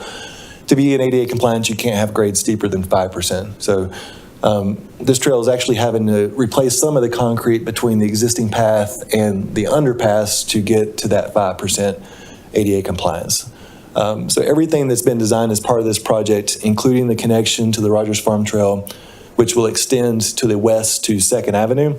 And this project includes an ADA ramp at 2nd Avenue where this trail hits 2nd Avenue because there's not one there currently. We'll be fully ADA compliant. So then if you're in Rogers Farm, South Original Town, even North Original Town, you can now take the path down 1st Avenue, take this path, and it'll be an ADA compliant trail that will provide access to Grasso Park and to downtown Superior. Because currently there's not an ADA access to these buildings around Grasso Park. There is ADA access around the museum building, but not to the structures themselves. Okay, thank you. Yeah. Thank you, Brandon, for your extra time with Historical Commission, and I've seen your presentation a few times. Just on their behalf, wanted to reiterate what you've already said, but just being sensitive to the area during construction will definitely be top concern, as we know. I think many historical commissioners will also be spending some time watching, so I appreciate your due diligence and just wanted to make sure that was in the record as well. Yeah. Quickly, just want to echo what Councilmember Miller had said. If we could neck it down, and the other benefit to that, because the risk we always have with these paths is bikes going very quickly. And I continue to fear that that's going to be what happens through here, because it's going to be a nice continuous, like you had to kind of slow down around some of these corners before. This makes it a lot easier to go a lot faster. And if we can neck it down in a couple areas, it'll force people to, bikers specifically, to slow down, and that's not a bad thing. And I'll say this, and I said this back in the October meeting, we've needed a bridge crossing here. We've needed something safe for pedestrians, specifically kids, to get across. And I don't want to create an unsafe position to where bikes are conflicting with young kids trying to cross a path. So if we can slow it down and put a bike signs about speed limits or something for bikers, because this is a super popular path for a lot of bikes. The one thing, I'll bring up, and it's more just because it's not in the staff memo and it probably won't be in the minutes. I think the key thing that I want to emphasize is when I see in the memo that there's no budget impacts, it's kind of a misnomer, right? Like there's no budget impacts for 2025. But what has me a little concerned is, up until now, I didn't know where this came out of the budget. It's out of the stormwater fund. In the stormwater fund, we raise our stormwater cash based on we push through increases to what people pay for stormwater fees. The original budget for this project was $800,000 in 2021. The town is going to pay $250,000 and Boulder Creek $150,000. It went up to $1.1 million, went up to $1.25 million in 2024. So Mile High Flood District scaled theirs up to $625. The town is now $476. So we're up about 40% from what we approved in 2021. My fear, and I cannot figure this out right now, and maybe Jeff could answer now or in the future, did we have to raise our stormwater fees to account for the overage on this project? The answer is no. Yeah, the answer is no to that. Yeah. Not at this time, but the incremental here is not insignificant. And when we put in the memo that there's no impacts, it's really kind of a sort of micro view. There's no impacts at present, right? But because we're chewing up some of the capital in stormwater, and again, did this really belong in stormwater? That's a different question. We're chewing up some of the development fees that we have here, which may have ripple effects over time towards available cash for other stormwater projects. Right? Like if we were to step back, and the problem is, this is a sunk cost fallacy. If we were to step back, was this the best use of $600,000 of the town's money? I don't know. I don't think we have an answer to that, and we are where we are. But every time these projects go this much over budget, we got to step back and ask ourselves: is it worth doing it, or should we fund this from somewhere else? Because stormwater is an enterprise fund, we can't use that money for other things. Like this maybe could have been better funded out of the general fund, as opposed to something that we have to tie tax revenues to specifically. So I'm just on my soapbox here because I think this is a good project. I don't like the way that the funding continued to grow without board visibility. And, we approved budgets not contemplating, the direct impact of the stormwater fund. And if you're going to go all the way back, post Marshall Fire, maybe this bridge belonged right next to Second Ave, because a lot of the people who were resistant to pedestrian access across Second Ave are no longer in the town, and maybe this just would have been better over there. But we are where we are. So, anyways, going all the way back to what I started with, anything we could do to slow the traffic down here, specifically bikers, necking it down specifically around those buildings, putting up some fencing around there to just protect those buildings, I think would be good. Brian, given that it's going to be 8 feet wide, is there a chance to center stripe it so you can have dedicated lanes? We could definitely look at that. That's something I'd work with Leslie and her team on. They're very familiar with how the paths are used and access. That's definitely something we could look at. If anybody's gone through Boulder Creek Path in Boulder, where it gets narrow, they definitely stripe it solid. So areas where you might see low visibility or a corner that might not be anticipatable for someone in the past, line it up so that they can stripe it, so it might improve the safety. Brandon, after we had the discussion in, when was it, October? And then there was additional outreach to advisory committees. I didn't see anything in the packet. I know that, meetings had and there was discussions, but were there any formal recommendations made one way or the other from any of the advisory committees, either supporting or opposing? I'll speak to Historical Commission because I attended that meeting. Leslie can speak to OSAC. Historical Commission didn't take an action. I don't recall any specific concerns outside of that the visibility of the process to where we got could be better. We acknowledge that. That was a specific concern I raised. I don't know, Heather, if I missed anything, but they didn't take a position during that meeting. Okay. And how about OSAC or Park? OSAC and Park both had some recommendations at the first presentation at their meetings. They stepped back from those recommendations after there was further input, both from the Historic Commission and from residents. I think they felt a little awkward being in a position where maybe they were disagreeing with each other. And so I think moving forward, they were happy to be informed about the project, but they didn't want to take any hard line on a recommendation for which way to go. I think they really were looking back towards the council for some direction on that. Okay, thank you. Any additional questions from the council for staff? I do want to give the opportunity for public comment. If anybody would like to give public comment on this agenda item, if you come to the podium and give your first and last name. Yeah. Which one's on? This one? Hi, my name is Stefano Prezioso. I'm a resident of Superior. I guess the short version is I very much support this project. I think it's going to very much aid in the trail connectivity between the open space to the west and downtown Superior and the entire kind of Coal Creek trail crossing trail system that comes into there. I think regarding the discussion around potentially necking down, I definitely appreciate the desire for having safety there. I think my one concern with going narrower with the path as opposed to perhaps like a striping is you force passing to be closer now. Like if there's a pedestrian walking or, someone with a stroller and there's a bike passing them, they inherently now have to be closer to each other on a narrower path. Or you risk someone trying to ride off the path to give more space. And that's when you kind of have those issues of you hit the edge of the sidewalk, and then you either get hurt or something. So I would say just let's make sure we consider that kind of unintended side effect of narrowing it down. I really like the striping suggestion. I think especially the, using the same indication that we see within the roadways of, no passing in a solid line area, I think is always, for me as a cyclist, like a helpful indicator of here's an area where I need to slow down. And that could be also, signage or verbiage on the sidewalk, either painted on or signs that are upright. So, but yeah, in short, I think it's going to be an excellent improvement to Grasso Park and to our trail connectivity as a whole, which I think widely agreed upon is one of the things that makes Superior special. So thanks for the consideration. I encourage you to vote yes. Thank you for your comments. Any additional public comment here in the boardroom? Seeing none, I'll, come on up. Hi,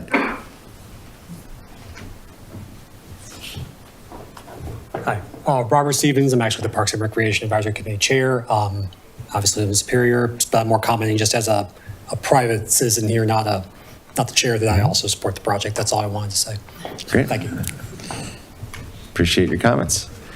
Anybody on Zoom like to give public comment? If so, use the raise hand feature. All right, seeing none, public comment is closed, and we'll turn back to the council for discussion.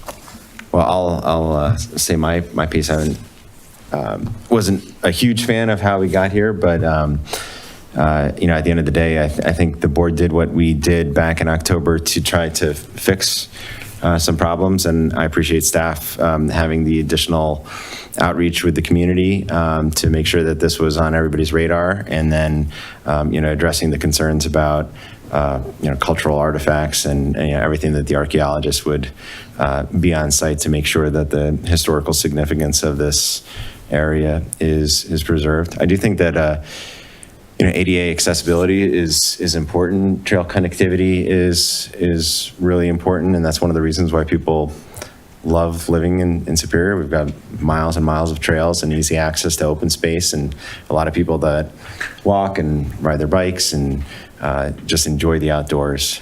So as long as we're being mindful and careful about how the trail is going to be constructed through Grasso Park, and I think having staff on site, having the archaeologists on site, I'm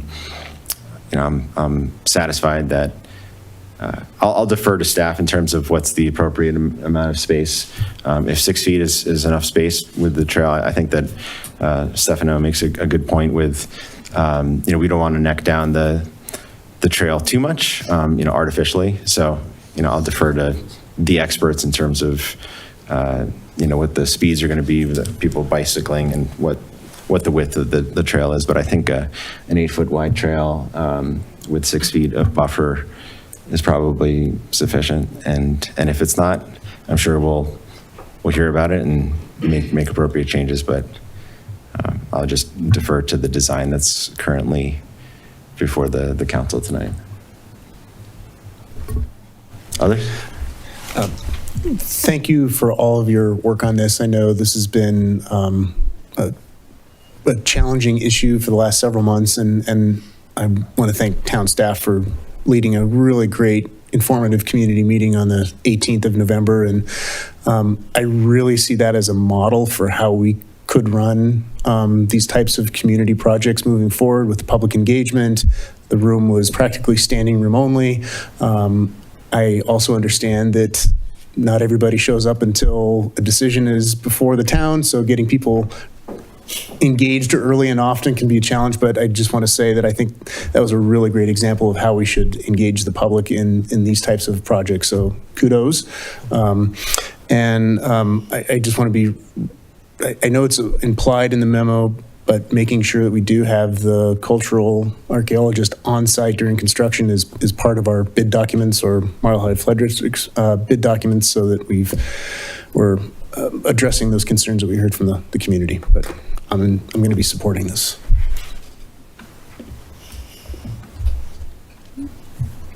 I'll just echo what's been said as far as thanking you for the outreach and all the extra work that's gone into making sure that this is well thought out, and appreciate the archaeologists making sure that our historical artifacts and buildings are protected. I, like Mike and Mark, agree that I think this is great for connectivity and would be great for our community. Thank you for your public comment. That's a really great suggestion. As far as if we do bottleneck it down, I don't want social trails being cut and then you run into other hazards like people tripping off the sidewalk. So I really like Jason's idea of just the solid line to kind of indicate that it's a slower area, or even painting slow down or little signage or something to let people know to kind of be careful in that area. But thank you for suggesting that, and I will be in support. Thank you for all your work on this. I really want to thank the committees. I think this got very personal in some arenas and messier than we usually manage things. And so I just thank the committees for the grace of experiencing something that didn't look like they thought it was going to look and recovering. And it was an oversight that needed to be corrected. So I appreciate everybody getting on board with that. And I think it's super important for the residents to see that we can find something that we didn't get right and we can fix it. And really we have even more evidence of how much support this has. So I think it as a cyclist and want to see this connectivity myself, I think it's really just great to have that data point and connection with the community. So yeah, that's it. Thanks. Actually, just realized, Brandon, so if Naranjo wants to start February 2nd, what's the ETA, for the overall project? I have their schedule on my desk. I want to say it's 3 to 4 months roughly to complete. The bridge is installed. That was obviously the longest, or not installed, it's delivered, which was the longest lead item. Okay. Yeah. So during that time, and it's really more a question of access during that time, like what's the thought, you'll still be able to go through the tunnel, like sort of what are you thinking about for like the part that we're going to convert to stairs, in terms of getting people onto this street here? Yeah, it's a good question. We'll work on a phasing plan. I mean, thinking about it now, it makes sense to kind of construct that First Avenue piece first, so you still have that connectivity when they work on that, but that's something we'll work on when we do the pre-construction meeting with Naranjo. Okay. That's an excellent question and point. Maybe this is the same question you just asked, but just I know how fast people come through. I know how fast I go through that tunnel to come up that hill, and when the change happens, if someone hasn't been riding the path frequently, it might be alarming to turn and there's stairs there. So that's true. How does that work? Yeah, we could do some signage. Obviously, during construction, there'll be some construction signage, detours, closures that could go up, and then we could even bring our message board down there, just letting them, hey, new pattern. Maybe throw some sandbags on the path so people have to slow down or something. Speed bumps. Yeah, we could do something like that. Or the signboard, not the sandbags.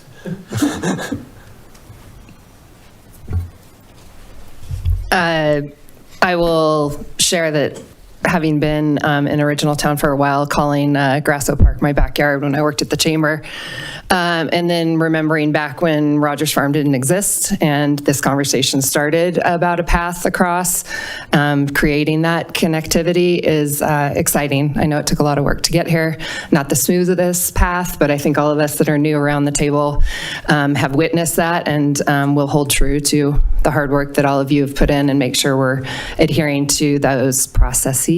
But I'm excited about it, so thank you for your hard work and look forward to the project being a smooth and easy transition. Yeah, I don't know as much more I can say except for this has been a really long, strange trip. Brandon, you've done a fantastic job getting the information, getting to the right people the correct way. Like Jen said, the advisory committees, Park and OSAC, thank you very much. Historical Commission, thank you, because you guys have been fantastic, patient. I know it's been kind of a trying process. There was a little bit of information at one point in this process which was completely erroneous, and I think just getting to the facts and presenting it the way that you did in October, finally having a meeting, the board talked about it, you had a community outreach just like was asked, and the community is overwhelmingly in favor of this project. I've been a fan of this from the beginning. I think it just hits so many things on the head. Connectivity, ADA access, it brings OT, I wish we were going to call it OT. It brings Original Town to downtown and vice versa. It really creates a sense of community. It ties the neighborhoods together. I'm really excited for this project to get going. So to staff, to you, to everybody, thank you very much for your hard work on this, Brandon. This is great. I'm really looking forward to beginning this project. And so obviously I'm going to vote yes for this. So I'm really excited about it. Thank you. All right, anybody else? I do see. I'm sorry. What? Oh, you got it on. I was just going to say, Reiner Coons has his hand raised on Zoom. I'm going to just open up public comment just to give him the opportunity to comment. Can I throw in real quick? Sure. Leave it 8 feet. Don't bottleneck it down. I think it'll be much, much safer that way. And I think ADA access minimum of 8 feet is what we're going to need anyway. So, okay, thank you. Sorry. All right, I'm going to recognize Reiner Coons for public comment.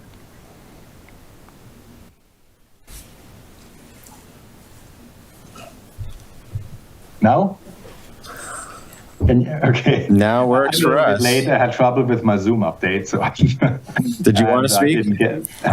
And I just want to give my support for the entire project. I'm a big fan of getting the entire community connected in various ways, and no matter whether someone is walking, biking, or needs some help to walk or to bike. And one thing, but that's more general comment, sometimes bikers think that's a racetrack. And I think that people who are in a wheelchair have sometimes problems because of that. You know, I can jump aside if they come high speed, but others can't. And maybe every now and then in critical moments to ask bikers to dismount or something like that. That would be the only suggestion for the future. Thank you very much. I'm in full support of the project. All right, thank you for your comments, Reiner. Okay, at this point, is there anything further? Otherwise, I'll entertain a motion to approve. What do we have? What's the action proposed that we're design. taking? Just the motion to approve the design? Yes. Okay. Anyone would like to make a motion? So moved.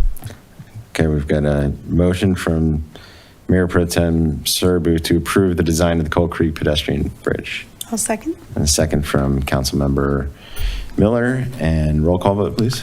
Mayor Pro Tem Serbu, Yes. Councilmember Shaw, Yes. Councilmember Miller, Yes. Councilmember Cowish, Yes. Councilmember Craycraft, Yes. Councilmember Foster, Yes. and Mayor Lasis. Yes. All right, it passes unanimously.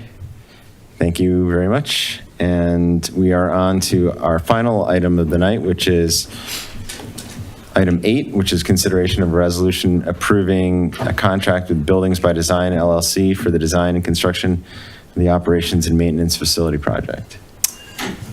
Yes, I'm going to get the presentation up. Christine Katz, the town's civil engineer, is leading this project and is going to lead the discussion tonight. We also have the design build contractor here, so I'm going to turn it over to them. Good evening. Welcome.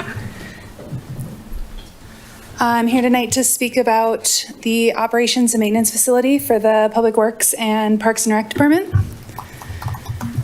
Our current conditions are mainly basing operations out of the wastewater treatment plant. So, thank you. You can see we're kind of spread out over the entire plant. So we have our existing Public Works and Utilities location, PWU, is in these 2 buildings, and then there's 2 Connex containers for storage. Pros has a big storage space, and it's just kind of scattered, and we have miscellaneous storage just kind of all over the wastewater treatment plant, which should be for wastewater treatment operations. So this is the Public Works and Utilities facilities. You can see up on the upper, what is that, right? These are the office spaces. There's currently no running water, so there's no bathroom in that office space. And there's also just insufficient space for operations. It's kind of a joint storage and office facility. We also have the storage building where you can see that vac truck in the upper left. And I guess it'd be our upper right, excuse me.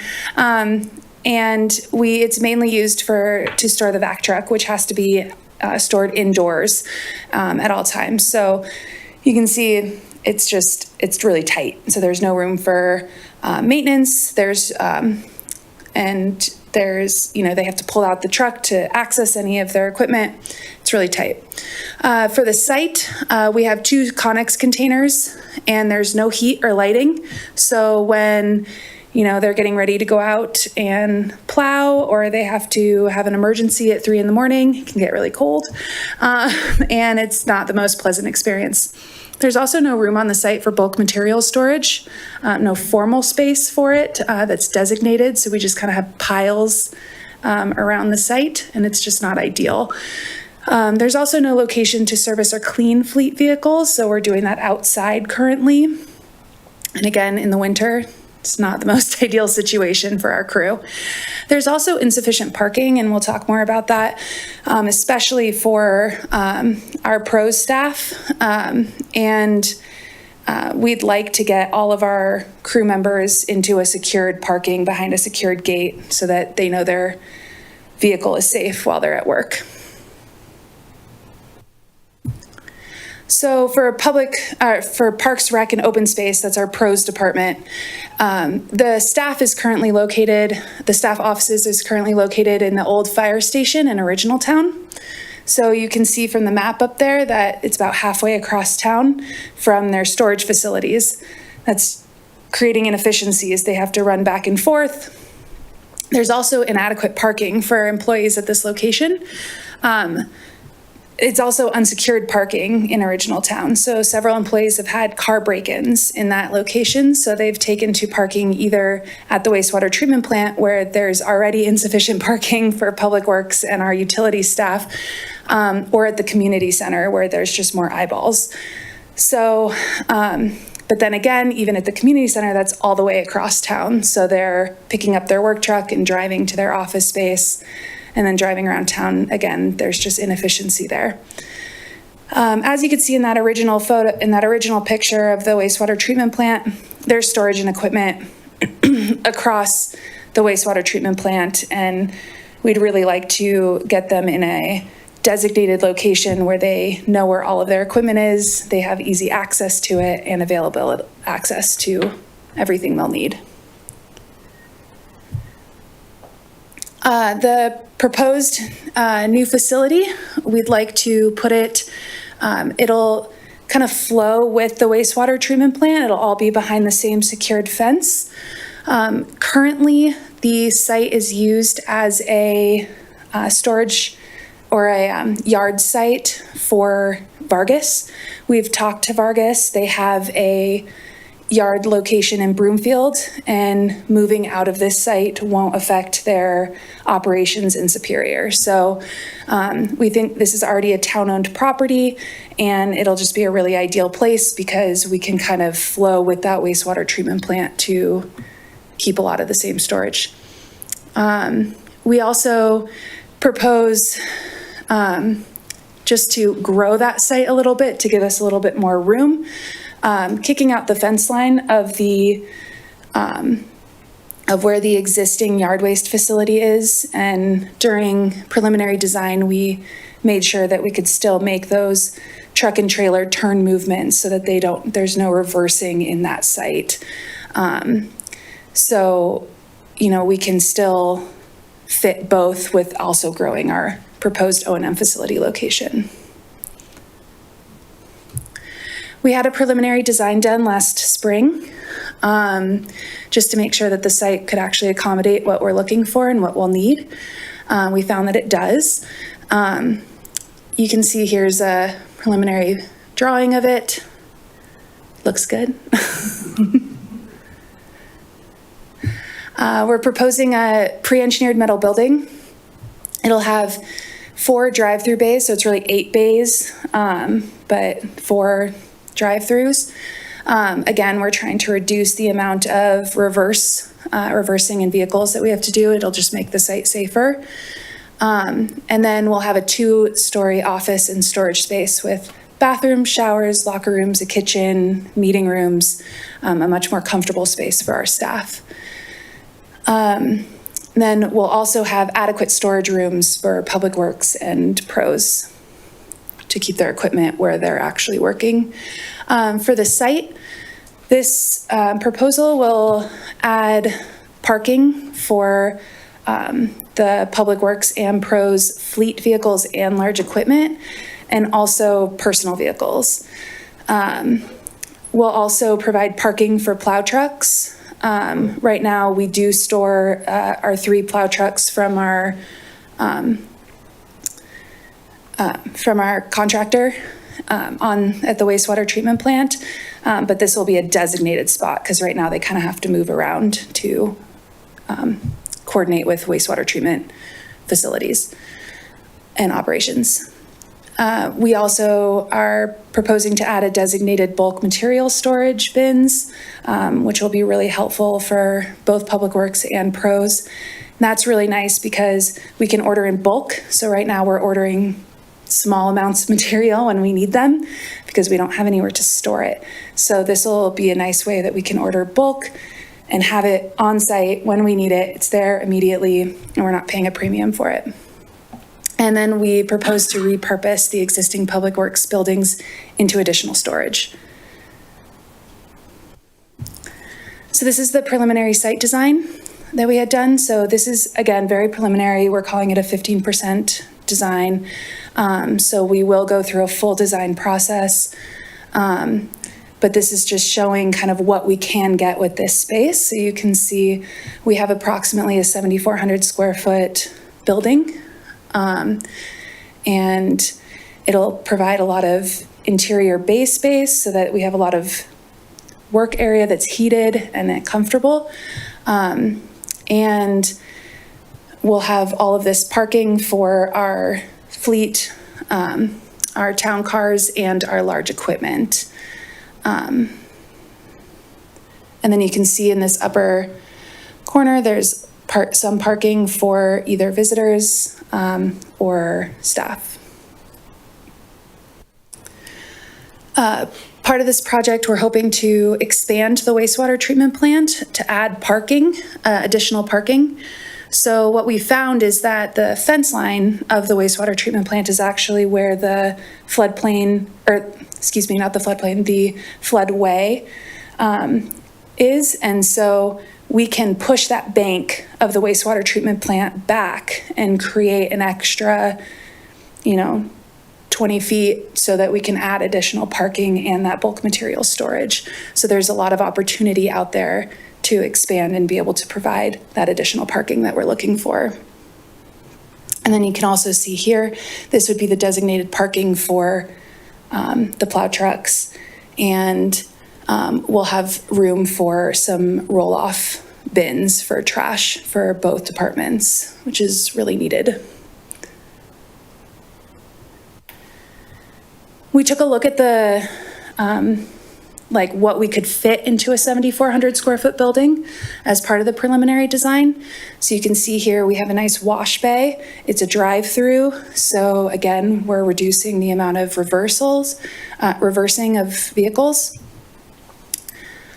We have some large bays where we can store the vac truck and do a lot of interior work. We're proposing to put a lift bay inside so that we can bring a lot of the maintenance of fleet vehicles, light maintenance, tire changes, tire rotations, and oil changes in-house. And you can see we can have a locker room, bathrooms, a mud room, offices for our superintendents, a nice kitchen space, and it'll just make for a much more comfortable environment for our crews. This is the second floor of the office space of the building. You can see there's a lot of storage. We'll have a training room and then 2 large open offices for Public Works and Pro staff.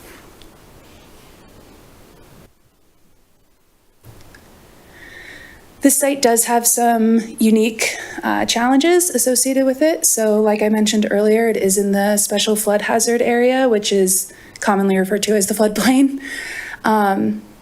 To build in a floodplain in the town of Superior, we need to receive a conditional letter of map revision, and we'll base that on fill for this.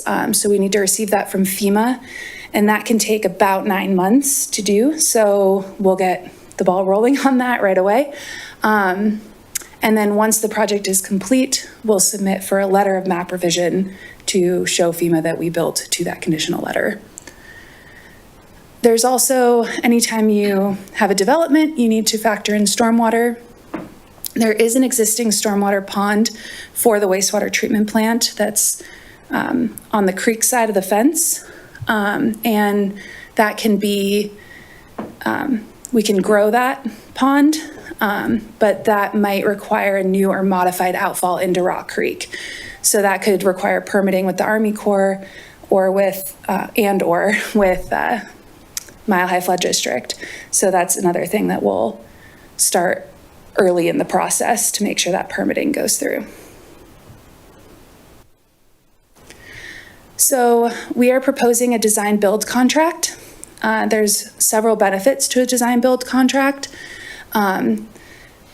The biggest one for us is, like I said, this site is challenging not only with being in the floodplain, but also just Superior's expansive and corrosive soils. So bringing the contractor in during design is really nice because the contractor knows what they're building. They've built in these types of environments before, and they're able to give their input on how, the most cost-effective way to build in each environment. So an example of that is just in the proposal by Buildings by Design. They've already proposed, instead of over excavating for the site foundation, which is fairly typical when you have expansive soils, they suggest using geopiers, which they've used before, and that could save the project over $100,000. So bringing in their expertise and their knowledge early is really beneficial. We'll also have an early knowledge of the costs. So at every design phase, the contractor will perform a cost estimate, and that will just help staff and the design team make sure we're moving in the right direction and staying on budget, and we know exactly what we're getting for our money. It also improves collaboration. So again, there's quite a few permits that may be required for this. Having everyone at the table at the same time will help streamline those permitting processes and make sure everyone's on the same page from the get-go. This project has been put in the budget and approved in the budget from 2024 through 2026 over 3 different funds. The total that was in the Superior budget is $5.4 million, but we've spent about $90,000 this last year doing preliminary design of the expanded wastewater treatment plant and the procurement process. So the total we have available is $5.31 million.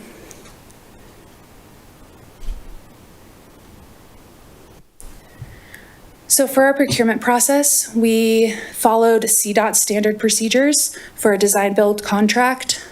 We started with a request for qualifications. So it was open to any contractor who wanted to pair with a designer to submit their proposal. We received 9 submissions, and we chose 3 contractor and design teams to move forward, and we sent requests for proposals to them, which is just the more involved, like full proposal with cost estimates, proposed schedules, all of that. And so our staff recommendation, after we looked at all 3 of the proposals, we had proposal meetings, and we recommend going with Buildings by Design, and they're partnered with D2C Architects for the design portion of the building.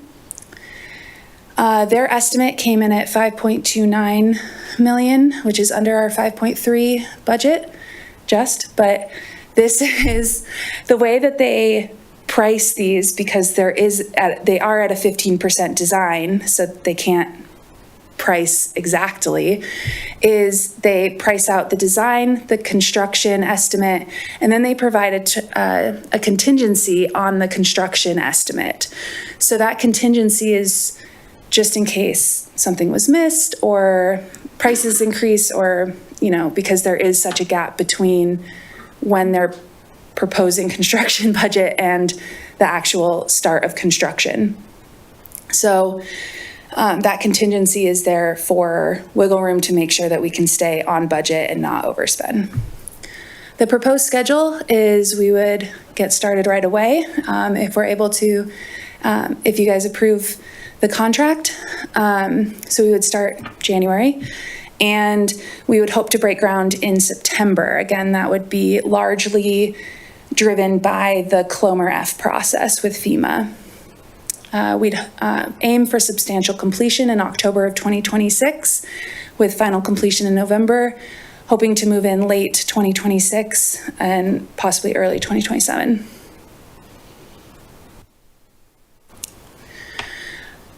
The town staff has identified some potential funding for this and applied. It's an EOC, which is an Emergency Operations Center grant, and it's through congressionally directed spending, which is formerly known as the earmark in congressional bills, in the federal budget. So our project has been recommended for funding by all three of our representatives in Congress, so Representative Neguse, as well as Senators Bennett and Hickenlooper. It's not guaranteed, but we've been told that they'll revisit and hopefully get this into the budget that's coming in the new year. I think it's in April or May that it's expected to be renegotiated. So it all depends on Congress. So the town requested $1.5 million for this project, and we've been recommended to receive $1.02 million, and that could really go a long way. Once this funding is allocated, we would still then need to apply through FEMA, which can be a several-month process. So because of that, even if we do receive this, we may split it out as a separate project and be able to add to the project and be able to add things such as additional parking or a backup generator, that kind of thing that would, but the project itself is not dependent on this funding. We can still build without the funding. I just wanted to let you guys know that we are pursuing this.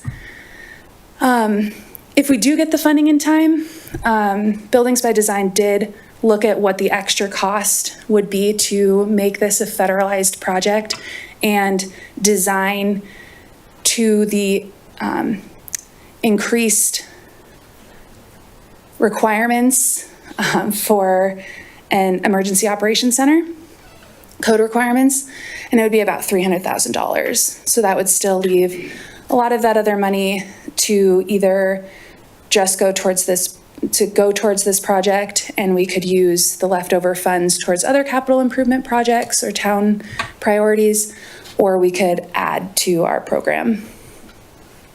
And like I said before, if funding is awarded after design, we could create a separate project and work with FEMA to figure out how to best spend those dollars. That's it. Does anyone have any questions? I have lots. We might be here till 11. Kidding. Just following up on the FEMA design question. So if we design it now not to meet FEMA standards, but we get money later, we'll be able to redesign the building in a way that meets FEMA standards? Am I understanding that correctly? Yeah, so we are already How does that planning. Work? So to meet, FEMA has new standards for how far out of the floodplain you have to be to receive federal funding, from 2 feet to 3 feet. So we're already planning to put the building at 3 feet above the floodplain. So that would already be taken care of. Our grants administrator, Brooke, and I are both in communication with the Colorado State representative who's helping us with FEMA questions. We haven't started talking to FEMA because they don't want to talk to us until they've been told to allocate a grant funding to us. So we have been working with trying to set that, understand what we would have to do to make sure that we can meet those requirements. The other thing is, once we bring in the design team, they'll be able to help us with deadlines of, you need to tell us by this date if we're going to be able to design to these standards, if we need to design to these standards. If we don't design to the increased standards, so I don't know how familiar you are with the building code, but there's different levels, and there's levels 1, 2, 3, and 4. And level 4 would be what you would need to design to be an EOC. So it's just that building's not going down in a disaster. So like hospitals are designed to that kind of thing. This facility would be designed at more of a standard level 2, which is if this building goes down in a huge disaster, it's not going to affect life and safety of people, right? So we would treat that FEMA project as more of a renovation of a new building, because they do allow you to renovate existing structures with this EOC funding. It doesn't have to be a new facility for this funding. Okay. So the building that we just designed and built and spent $5.3 million on, we would then Have immediately to. renovate Right. to meet these new standards. Mm-hmm. Think of it like modify, not Modify, renovate. not Okay. renovate, excuse Okay. me, modify Okay. the That design and the current, yeah. All right, thank you. We're not gonna like tear it down. Okay, good. Which leads me to my next question, and that has to do with sustainability. The memo doesn't go into great detail about sustainability other than we're going to design it to be solar ready. I think we have a tremendous opportunity to lead by example. We have a sustainability action plan that outlines net zero by 2050. And I don't know when the last time the town of Superior actually built a new building that it owns and operates, but I think we need to lead by example and be at the forefront of cutting edge technology in this building. It needs to be all electric to be consistent with our sustainability action plan. If we could get LEED Platinum, that would be amazing. But given how infrequently the town builds new buildings, which is fine, I really think we need to lead by example on this. We have a once-in-a-generation opportunity to build something that's going to be resilient and lasting. And yeah, I think we should do that. Yeah, so during the proposal process, one of the reasons we really like D2C architects is they told us that they always strive to design for the highest sustainability. We can go after LEED. LEED is a really expensive option to get the plaque, but we can definitely design to their standards. I don't know if you'd be able to. I respect designing to standards, but when we do value engineering, we cut things out, which then impacts the ability of the building to operate as designed. And so my preference would be that we actually pursue certification so that we can ensure the integrity of the design and the sustainability elements outlined in our sustainability action plan. So we get what we're hoping for. Yeah. Sure. Yeah. And while they're coming up, have we looked at any sort of cost analysis, like an NPV on time value saved of not having staff drive back and forth to and from these different, now that we're going to be in a consolidated area? And what are those operational savings going to look like? Because I realize that we've got a $5.3 million budget, which is first cost, but if we have 30 years of operational savings that could probably more than pay for this cost over that time period, that would be really helpful information to know. And could potentially pay for the certification cost of LEED. Yeah, I haven't run those numbers, but we could definitely look into that. And that would be a really good exercise to do, just to see what the savings would be. Sure.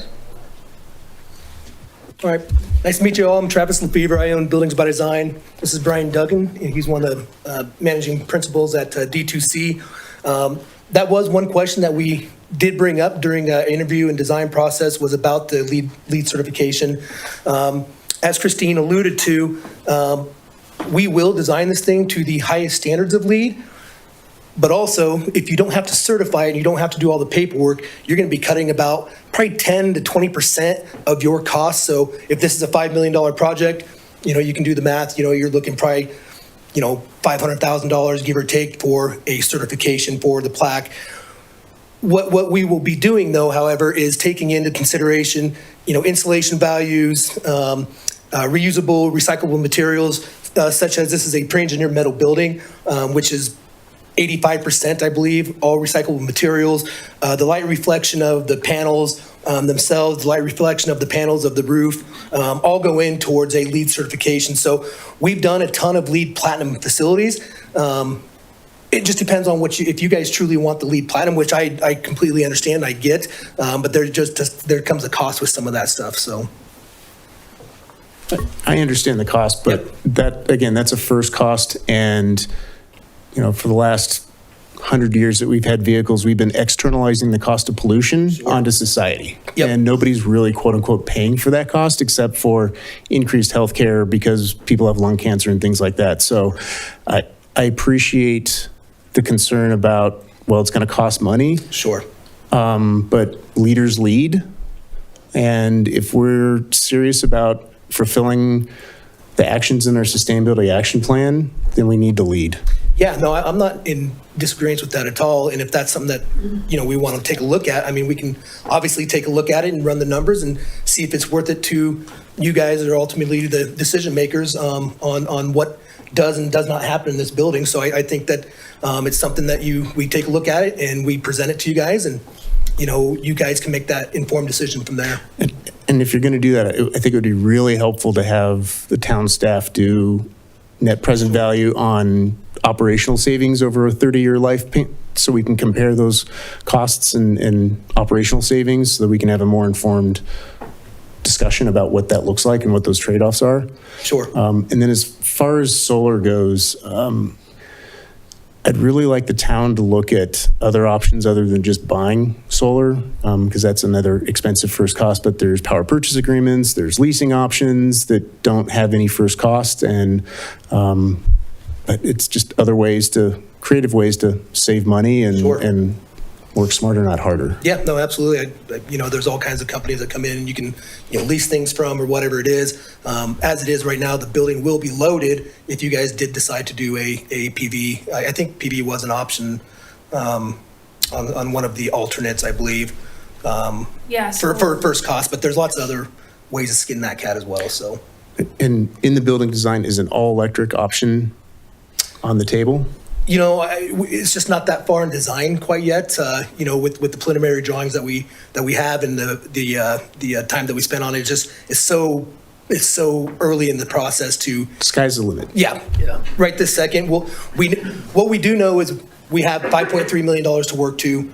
We're going to design the building most efficient way we can and the most cost-effective way we can to make sure that we're not busting your guys' budget. So if it happens to be you have more than 5.3, that's fine. We can design a way. You let us know.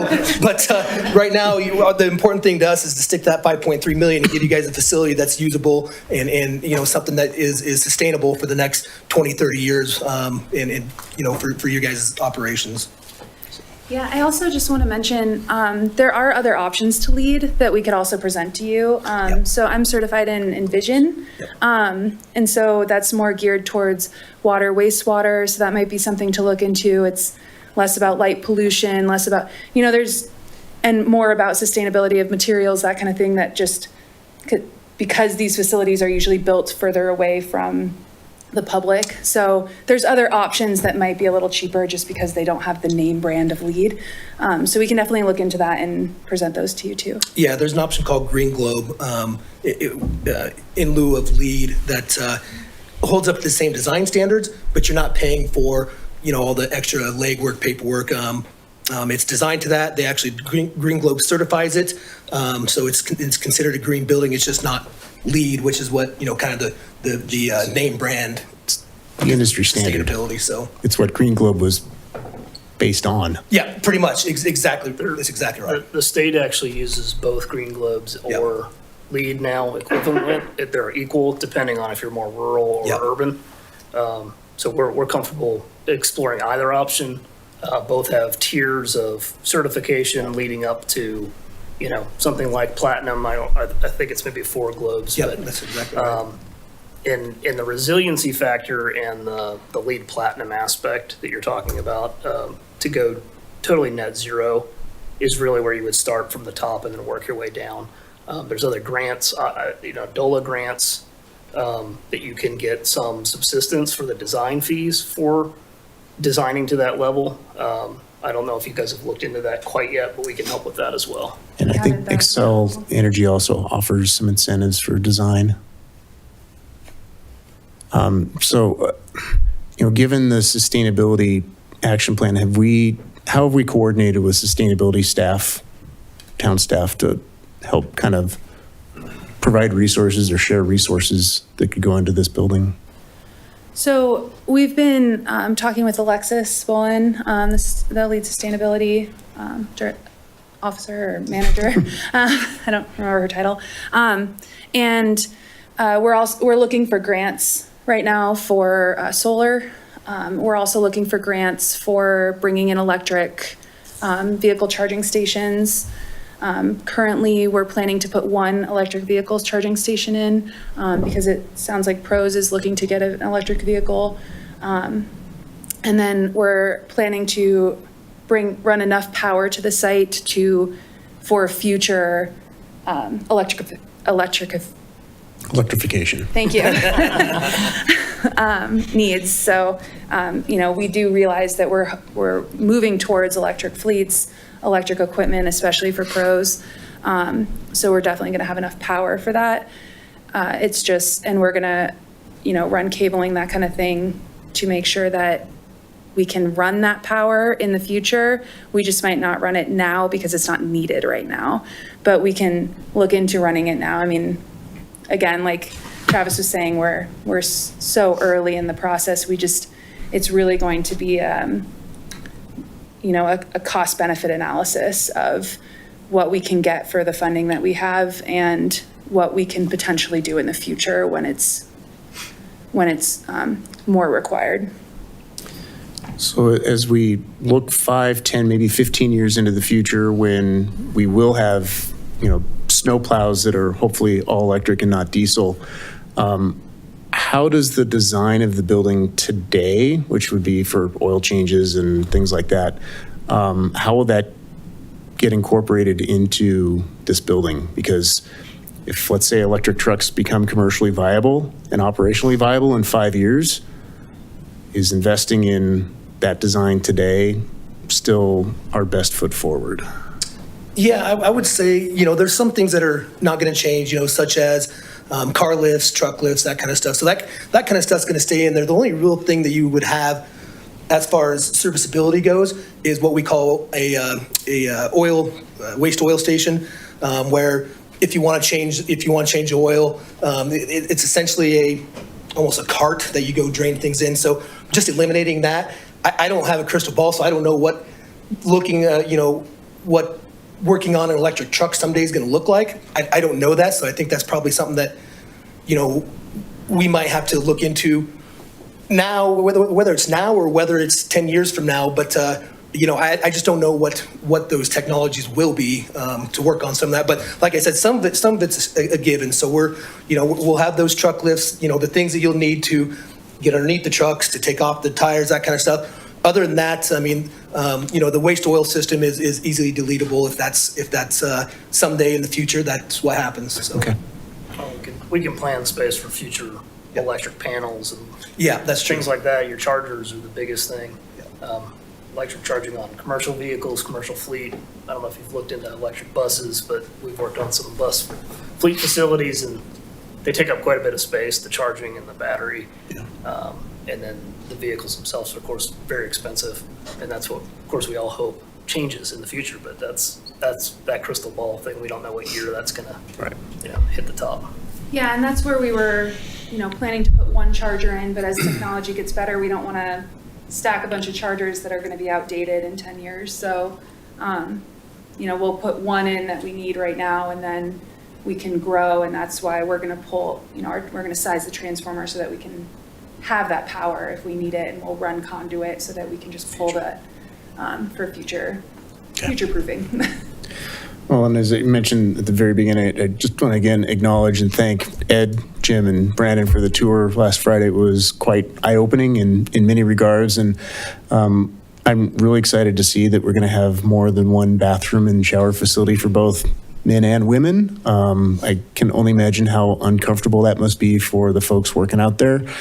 So I'm really glad to see that this is going to be a more modern day accommodating facility for the folks that are out there in the dead of winter, in the middle of the night, getting ready to plow our streets and do all the amazing work that they do to make the town run. Absolutely. So I'm done. Thank you. I just want to temper that a little bit, Mike. First of all, Christine, great presentation. Thank you. I'm always a little bit cautious when we start looking at an all-electric future for anything. We're a tad under budget from what we projected for the construction cost for this. Being an architect, having designed a lot of things to very, very high energy efficiency levels, I personally, and this is only my personal thought on this, I think LEED certification is, you're paying for a name. That's all you're doing. You can design up to a certain standard for that and have this building be very, very high end. It can be very, very close to LEED platinum certification and still operate and function very, very well. There's certain things that when you start talking about building construction, installation values, essentially when you hit the R value you're supposed to hit, you're fine. When you go too high above that, you're basically not getting any benefit whatsoever, even though traditional thinking would be like, well, if my R value keeps going up, I get more energy efficiency. That's not the case. I am very, very sensitive to having this building, and it'd be fantastic if this building would operate on a very low level of energy. It would be renewable as much as possible. We can harness as much of renewable energy and sources. We're just not there yet, and I don't want to shackle our future on this building and the costs that we have going forward to monetary expenses that aren't going to pay for themselves in the short term or even the long term. Our grid is 80 years old now, energy grid, and it is still not up to date to where it should be to be able to produce efficient energy electrification, even without going all electric. And you think about, we're stressing it to such a certain extent, the more and more we talk about all electrification. So I just want to, caution being in the building profession. Like I tell clients when they come to me, I want to do LEED or I want to do net zero, I just say, get as close as you possibly can through traditional building techniques and try to save as much money as you can, because, we've come a long way with this, and this is, Brandon and everybody else, this is a fantastic proposal. I really like the design. I really like where this is heading. We need to do this in a very, very big way. I see the poor guys trying to park 8 pickup trucks on the lot in Old Town, and that's just not working anymore. So I'm Mike, with you. I would love that for the future, right? I would love to go all electric. I would love to be able to do this, but it's just not practical, I think. But I do want to see you guys try to get as much of what Mike is saying, get as close as you possibly can, but still try to get us to win that 5.3 budget. I don't want to see 9 months from now, we're coming back, we're going to another conversation where there's going to be a change order because now we're at 6.2 or something because we couldn't make it work because of what we're trying to do, which is above and beyond what we've already agreed to do. Regarding recouping costs, are there any plans for trying to monetize the existing properties we might have towards liquidification and maybe reinvesting in this project? For example, the property that is on Coal Creek between 2nd and 3rd, are there any plans for that in the future or is it possible that that lot could be sold off to the market and you could recoup the money for that, or is that going to be reused for some other town property? Is that the fire station? Sorry. It's a small little brick building with 8 pickup trucks parked in front of it. Yeah, that's the firehouse Yeah. where the Pros is currently Yep. operating out of. We haven't had any discussions on disposal of assets. I think we have to go back and look at the charter. That might have to go to a vote of the residents if we were to do something like that, but we can discuss it at the staff level. Okay. Just given property values right now in Old Town, I think you could take a decent bite out of the project that way. Maybe, I don't know what you could get for it. I'm not a real estate agent. I don't want to just throw numbers, but I don't see that building being a practical reuse for anything given how small it is. So maybe liquidation of an asset might be something that we could reinvest in the town in some manner. Just food for thought, just throwing it out there. And the town attorney advised me that it's open space has to go to a vote of the residents, but not other assets. So it's something, if the council's interested in it, we could look at it. Okay, that's all I had. Thank you. Thanks. I have a handful of questions, but I wonder, is it worthwhile taking a break now or, okay. I have questions too, but I can use a break. Yeah. All right, why don't we take a break? Come on. 5 minutes, 10 minutes, 10 minutes? Be back, how about 8:30? 8:30, we'll be back at 8:30. Yeah. Sorry to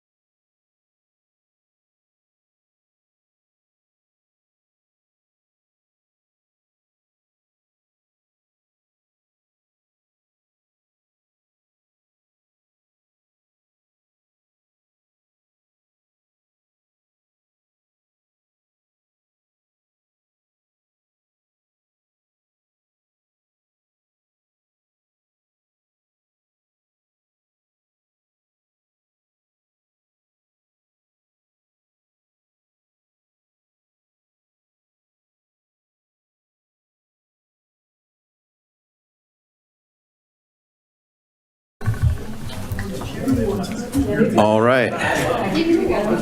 We are back. Order. Got the gavel. All right, we left off, we're still on item 8. And we were doing questions for staff, so. Jason, were you done with your questions? Yes. All right, Neil's on. Thank you. So I want to start off by saying I'm a little embarrassed. I've been on this board for 6 years, and this is the first I've heard about how bad it is at the wastewater treatment facility. I took the tour 4 years ago. Not one word was mentioned of this, and it's, is it because somebody didn't feel comfortable pointing out that the fact that the bathrooms across the street, or we don't have running water? I don't want anybody in this entire town to feel that they can't vocalize that we have insufficient facilities. This is ridiculous. It is what it is, and I feel like had the board known about this, more openly or something, when we did the Headworks project 3 or 4 years ago, we could have incorporated some of this, add running water to the building, add another bathroom, all these things. And I feel like, so step one is we have to fix that. That's, job one. Every one of our employees needs to feel comfortable coming to work.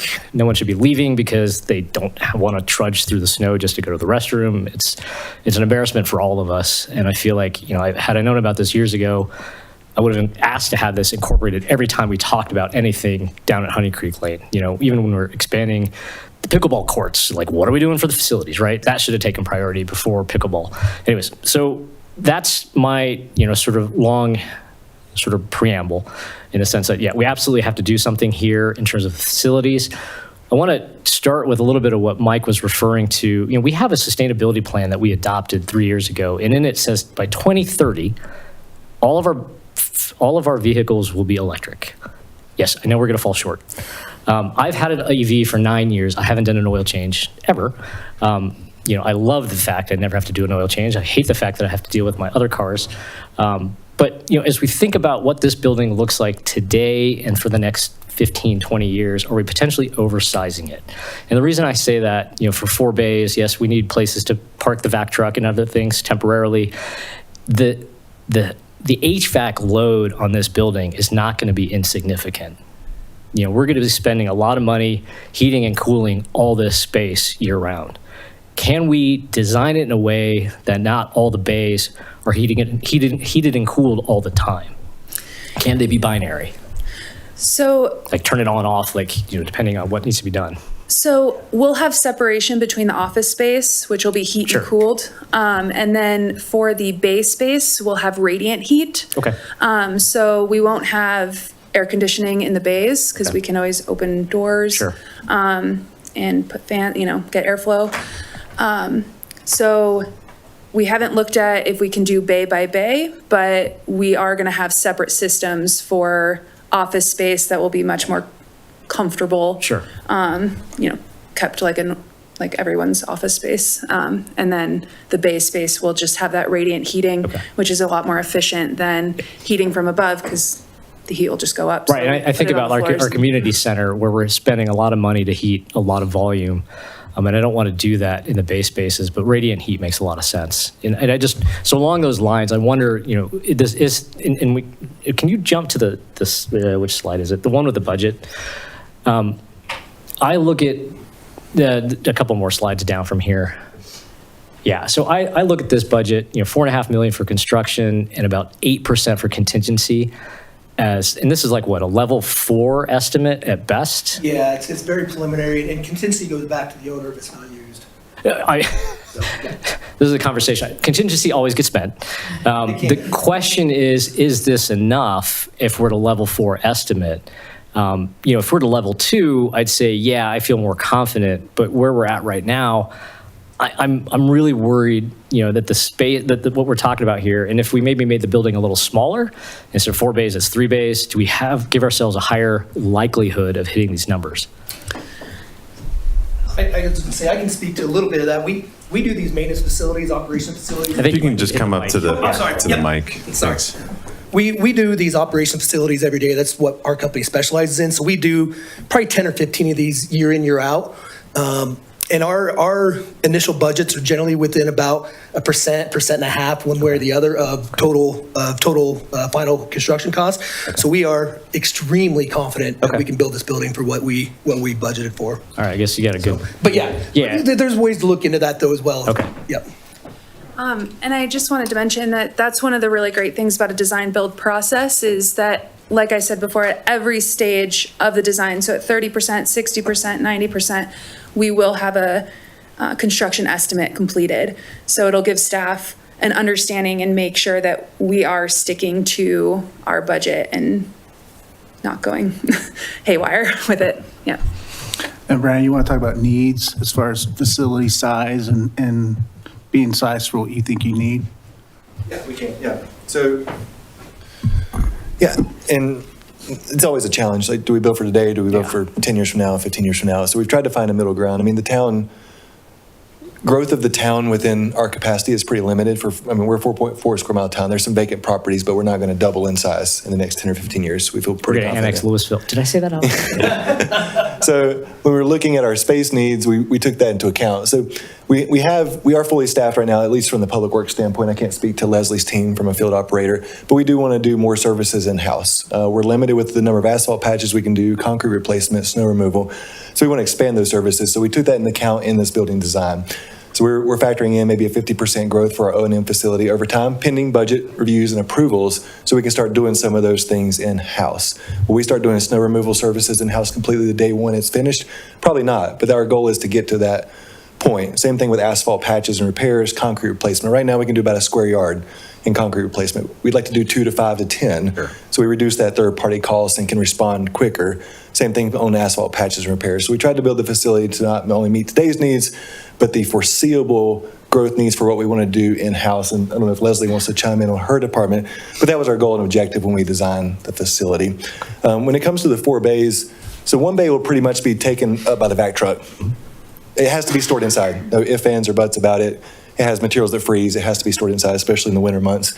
We have the wash bay, and the people that toured the wastewater treatment plant, we were washing vehicles that day because they had done snow removal that week. So they were getting the mag chloride off the trucks because they'll rust otherwise. And they're having to be careful where that discharge goes. So this gives us opportunity to capture that and treat it like it's supposed to be treated. So that bay is for that. I mean, also the bays will be great for snow plowing. Right now, when they equipping snow plows and trucks, they're doing it outside in the elements. Our crews typically come in about 2:30, 3 o'clock in the morning to clear the roads before travel. Their first thing they do is get the snow off their truck before they ever go to service. This will allow them to park it inside. They can respond immediately. It'll improve efficiencies and response times across the board. Last January, we had a main break and our diesel excavator didn't work because it was -10 and it just wouldn't start. This gives us an opportunity to store it inside. It can be plugged in. That fuel won't congel, so it can work in these conditions because that's when main breaks happen, when it's -10, not when it's 70 and sunny. But it really gives us that opportunity. And then the conference room and the training centers, I mean, you saw that workspace. We have like a 6-person table they sit at that has 20 different materials on it. This will give them an opportunity to do safety talks and chats. We can do trainings for the team. Right now we send them out for flagger training. We can get a trainer person on staff that can help do those trainings inside this bay facility area and improve that for our crews. And it's Public Works and pros working together. Right now, somewhat disappointingly, we're a little segregated in our operations. We share some things, but this gives us opportunity to put them in the same room, and it'll build that collaboration, communication. We'll be sharing more equipment, tools, resources, and personnel across the board is my vision and goal with the team and department, and I think Leslie shares that. Yeah, no, with everything related to professional development, you get no argument from me. I think we should have done this probably like 15 years ago. It's really a question of the building itself. And, so like right now, and this is just, philosophically, we're shifting, where we outsourced a tremendous amount of just everything, like, snow removal, patching, all this stuff. We had contractors on standby. This is part of a shift here in that we're bringing more in-house, right? Where I look at that wash bay, like, could we just go down the street and use their car wash? If the desire is to bring it in-house, is this the right way to do it? What are the incremental costs long-term? Because now we're gonna be paying our own employees, we got higher worker comp, exposure relative to the work on trucks and stuff like that. Again, if this is the direction we wanna go, which is a big one, right? I mean, Matt and Paul, before Jeff, their philosophy was try to outsource and keep staff really small and lightweight as much as possible, and we are shifting. And that comes with a capital cost, right? And I think that's part of it, what I'm just trying to wrap my head around here, because everything to the left of this building, no brainer. Everything to the right of this building is more a function of a philosophical change in how and what we're doing with town staff, direct staff versus contractors. Is that a fair estimate? I think yes and no. I mean, they're washing their trucks now. They're doing their own oil changes. They're changing their brakes. They do that as a cost spend, but also it's their equipment. They take pride in it. So we're doing that now. This just gives us a place to do it. Okay. Really. There are some services like if we want to do more snow removal, more storage, that is being added here. I think one thing to keep in mind too is Pros is storing a lot of stuff at the fire station original town that will then come to this facility. So when they vacate it, they have, do you have 2 bays, 1 bay? 2 bays. They have 2 bays there, as Leslie just confirmed. They're smaller than this bay, so one of these bays will probably service their needs, but that'll be coming to this facility too. So when you think about the vac truck, you think about the Pros bay already, right in the wash bay, we kind of have a spare bay there to store equipment and trucks, but that's going to be used. That's where they're going to store their equipment when we have, like this weekend, calling for snow and ice and -15, unfortunately, like Monday. They'll be storing that equipment inside if they had this option to get it prepared for a response to these events. And then the current storage on site is very insufficient. I mean, they store their signs, meters, valves, backflow preventers. They're in these connexes that don't have lighting or heating and cooling. We're going to convert these 2 existing facilities to that they have lighting and heating and cooling. Well, one of them already has heating and cooling, so they can store those things in there. So when they're responding at 2 a.m. to a main break, they can find it and get to it and get out faster. So it is going to improve efficiencies across the board. Your point's very valid, Neil. I understand what you're saying because it's incremental, like what do we do, what do we not build? But we've kind of tried to maximize, it's a tight space. We tried to maximize the space, but also maximize the growth for the crew, thinking about the future, and it's finding that magic point. And it's a challenge, and I'm not saying we found it, but that's our goal. Sure. Okay. And then my last string of questions is really for, I think, these 2 guys, and it's really dealing with FEMA and more importantly, the Army Corps of Engineers. What's your experience with the Army Corps? Because this is the Omaha office, and as you know, maybe you don't, the state of Nebraska got so frustrated with that office, they seconded an employee to the Army Corps to try to accelerate the permit reviews and actually started taking longer. So I'd love to hear your thoughts here, because if we are doing, a navigable waters of the U.S. Discussion with the Army Corps, I don't know how this thing gets off the ground in 2025, let alone 2026. Yeah. So we have hired Civil Resources, so he's familiar with your guys' processes. He has worked with the Army Corps. He's worked with FEMA. He's actually our LOMRF expert. So the guy that Christine's been comfortable with is who we're bringing on board to deal with all that. But you're right. If it does have to go to the Army Corps, then yeah, we're talking about probably extended permitting times and that kind of stuff. So it's just something that we're gonna have to work in the schedule. And we're gonna have to factor in, to our planning process. So I don't think it's gonna affect cost or anything like that. If that's what you're that's really where I'm headed, right? Because if we have a TBD from the Army Corps on the permit review and approval, and it affects our ability to break ground, everything goes up. Yeah. So what we'll do, number one, is we're gonna identify long lead items, stuff that's gonna go up in price, stuff that's a year out, whatever it is, and we're going to order that immediately as soon as our contractor signs, as soon as we get to the point of design where we can do that, which is generally somewhere around that 65%. So I would say somewhere, if we get released here in the next month or so, somewhere around that April, May-ish, we'll probably get to that 60% drawing set that we can actually start doing some of the stuff, so we can start locking in the price for the metal building, locking in the price for the gear, locking in the price for HVAC equipment. That stuff that's long-term and seems to be volatile, we'll lock that in immediately, whether or not this thing is FEMA funded or not. Okay. All right. Thanks. That's all I got right now. Related to the locking in of the price, I'm assuming, would that go both ways? So if prices come down for whatever reason, which they never do, but if they do, do we get that lower price, or are we locked in at Yeah, of course, no. So this was an initial budget. So what we'll do is we'll enter into a GMP. Once these drawings get further along, as Christine alluded to, all through the process. So obviously, we created a budget off of these SD drawings that we were given. And based upon our experience on projects that we've done very similar to this, we're very comfortable with that budget. But as we said, we know we have $5.3 million to work with. We're going to design to that budget every step of the way. So Brian and I and Christine and her team, every step along the way, we're going to price this thing. If it seems like it's trending the wrong way, then we'll look at value engineering, or maybe look at alternate material, look at alternate things. But we're going to price this thing. We're going to evaluate it. And once we are to a GMP set of drawings, which we should be to by this summer, give or take, that price then is locked in based upon, the current set of drawings. So Thank you. Yeah, I had a question about the Clomer.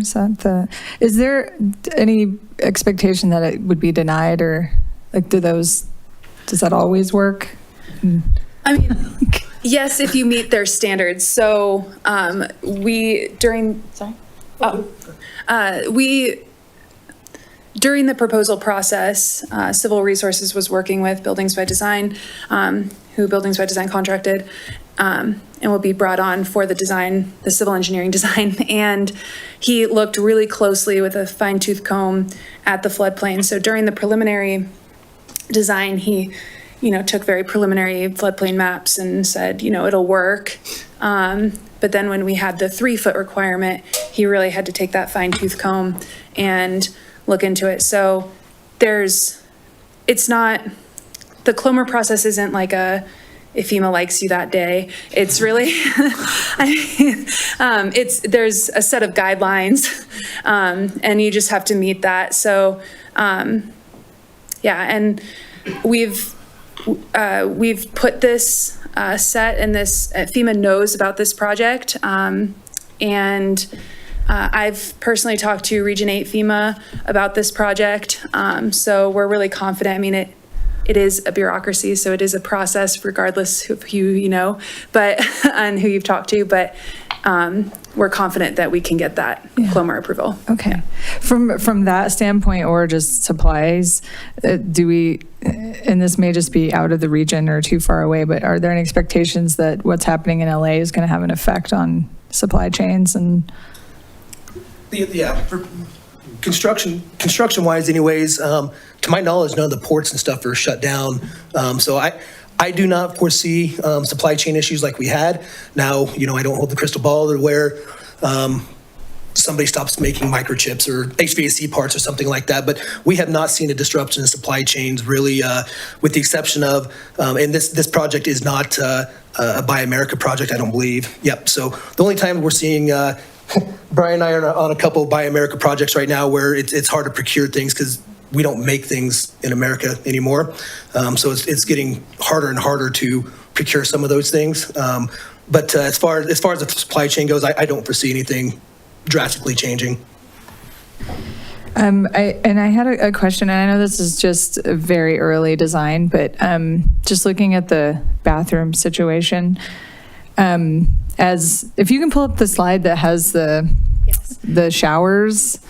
So like as a female, I would walk into the bathroom and then go into the shower, but then when I'm done, I'm in a room with a bunch of dudes. So not my preferred experience as a female staff. So I just would want to make sure that in whatever the end project is, like the unisex bathrooms are fine, but as far as like showering, that there's some element of privacy for however they identify to be in a space that feels safe for them. So I have been in contact with the female employees on Public Works and pros staff, so we will definitely incorporate their experience and comfort level into our design as we move forward. And actually D2C had some suggestions in this area based on our preliminary drawings. Yeah, it's hard with a small public works department where it is predominantly male, but just code change alone, it helps to have flexibility built into your facility. And so first and foremost, this wasn't our layout, so I don't want to take credit for that. It was one of the first things we noticed. Yeah, well, and it's one of the first things we noticed and pointed out. And Christine, we had a very good dialogue about the thoughtfulness of how you do take care of the dominant number of employees, but there's some ways we can turn some of these elements and make it a little more user-friendly so that we can accommodate whether it be male, female, transgender, any of those activity or elements within the code, which has changed quite a bit. So we think we have the space to do it, and we'll be working to come up with the right blend to meet code and experience. Yeah, I just wouldn't want, I appreciate that. I just would never want any staff to have to be advocating for themselves and creating a, combative, real estate fight in the buildings that they're working in. So Especially in a brand new facility. Yeah. So we're yeah. conscious of good PR.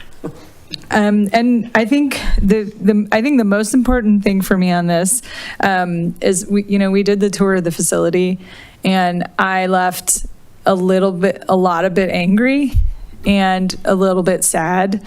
And over time, I'm more just disappointed. Like when I say we, I'm talking about the leadership of this community. And, we talk a big game in this community about how much the people mean and how much community means. And these are the people, some of the people who work here have been working here longer than some people have lived here. And, they're the foundation that makes our town run. And I'm just really glad that we're addressing this so that what we say we're about and what we're doing are the same thing. And I don't know that they'll ever hear it, but just sincerest apologies that we hadn't, held them to a better standard for the spaces that they're coming in and working in, because they were enthusiastic, and I know they made it work. They're making it work, and I'm just so glad some of them are going to be around to see a space where they don't have to make it work. And it's a huge disservice to them and the message sent to them. And so I'm just really glad we're going to get in alignment and fix that for them. Yeah. Christine, another question. Future-proofing the building, and I know you design it right now for future growth.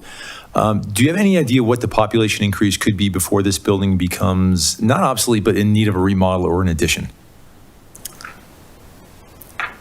It's not a trick. I just, I can take a shot at that. I think we've always talked about 15 to 17,000 residents build out. Well, I mean, Neil, that's a good point. I'm always thinking about that. Yeah, we're home rule. We've got guide rails in place, but what I'm looking at the future is we've got a housing shortage. Still, we have a housing shortage, and eventually that chicken's going to come home to roost here eventually, and we're going to have to be able to create housing. When is this building going to hit a maximum load for the population that it's no longer going to be serviceable? Yeah, and I think a lot of what we do in response is not necessarily people-based, it's infrastructure-based. So it's miles of roads we have, miles of water pipes, sewer pipes. So it depends how we grow as a town. If we grow out, and I don't want to say this out loud, but if we develop like west of McCaslin, that's a big expense. If we develop up in Superior Marketplace, that's probably not a big load for our public works staff, because a lot of that's private assets they'd be added to. So it depends on how we grow. We really thought about what available. We did. I mean, we're doing the comp plan right now, so we talked to Lisa and then when we're doing this too, and taking that into account, like, hey, what kind of growth could we see, and how would that impact that? So to Matt's point, I think we've planned for this. Like, hey, if our vacant properties build out, we think this will meet the needs. Now, if we grow outside those boundaries, that could change, but that's not currently planned. Okay, no, that's fair. I appreciate that, and I just want to reiterate what Jen said. Being an architect, I in the field a lot. I see a lot of the public works men and women. They're always amazingly friendly, just such good people. Some of them know me, and I have no idea how they do that because I probably have never met them before. But yeah, it does kind of give you pause, Jen, that for such a community of affluence, we don't provide infrastructure for the people that run the town, that basically create such an amazing environment for us to live in and be thankful. And we don't think about that. So thank you for putting this together. Christine, thank you for the presentation. Gentlemen, thank you for being here for this. I'm absolutely in favor of something like this because we need to show them that their efforts coming in every single day and doing their jobs to the best of their ability are being rewarded, and we're thankful for that, and that we appreciate, that they work for the town of Superior. So, yeah, thank you for that.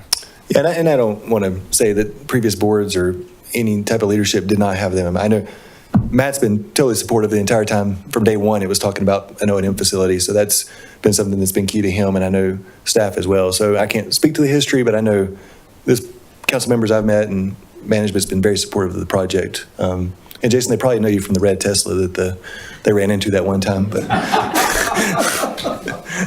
how's he doing, by the way? A couple questions.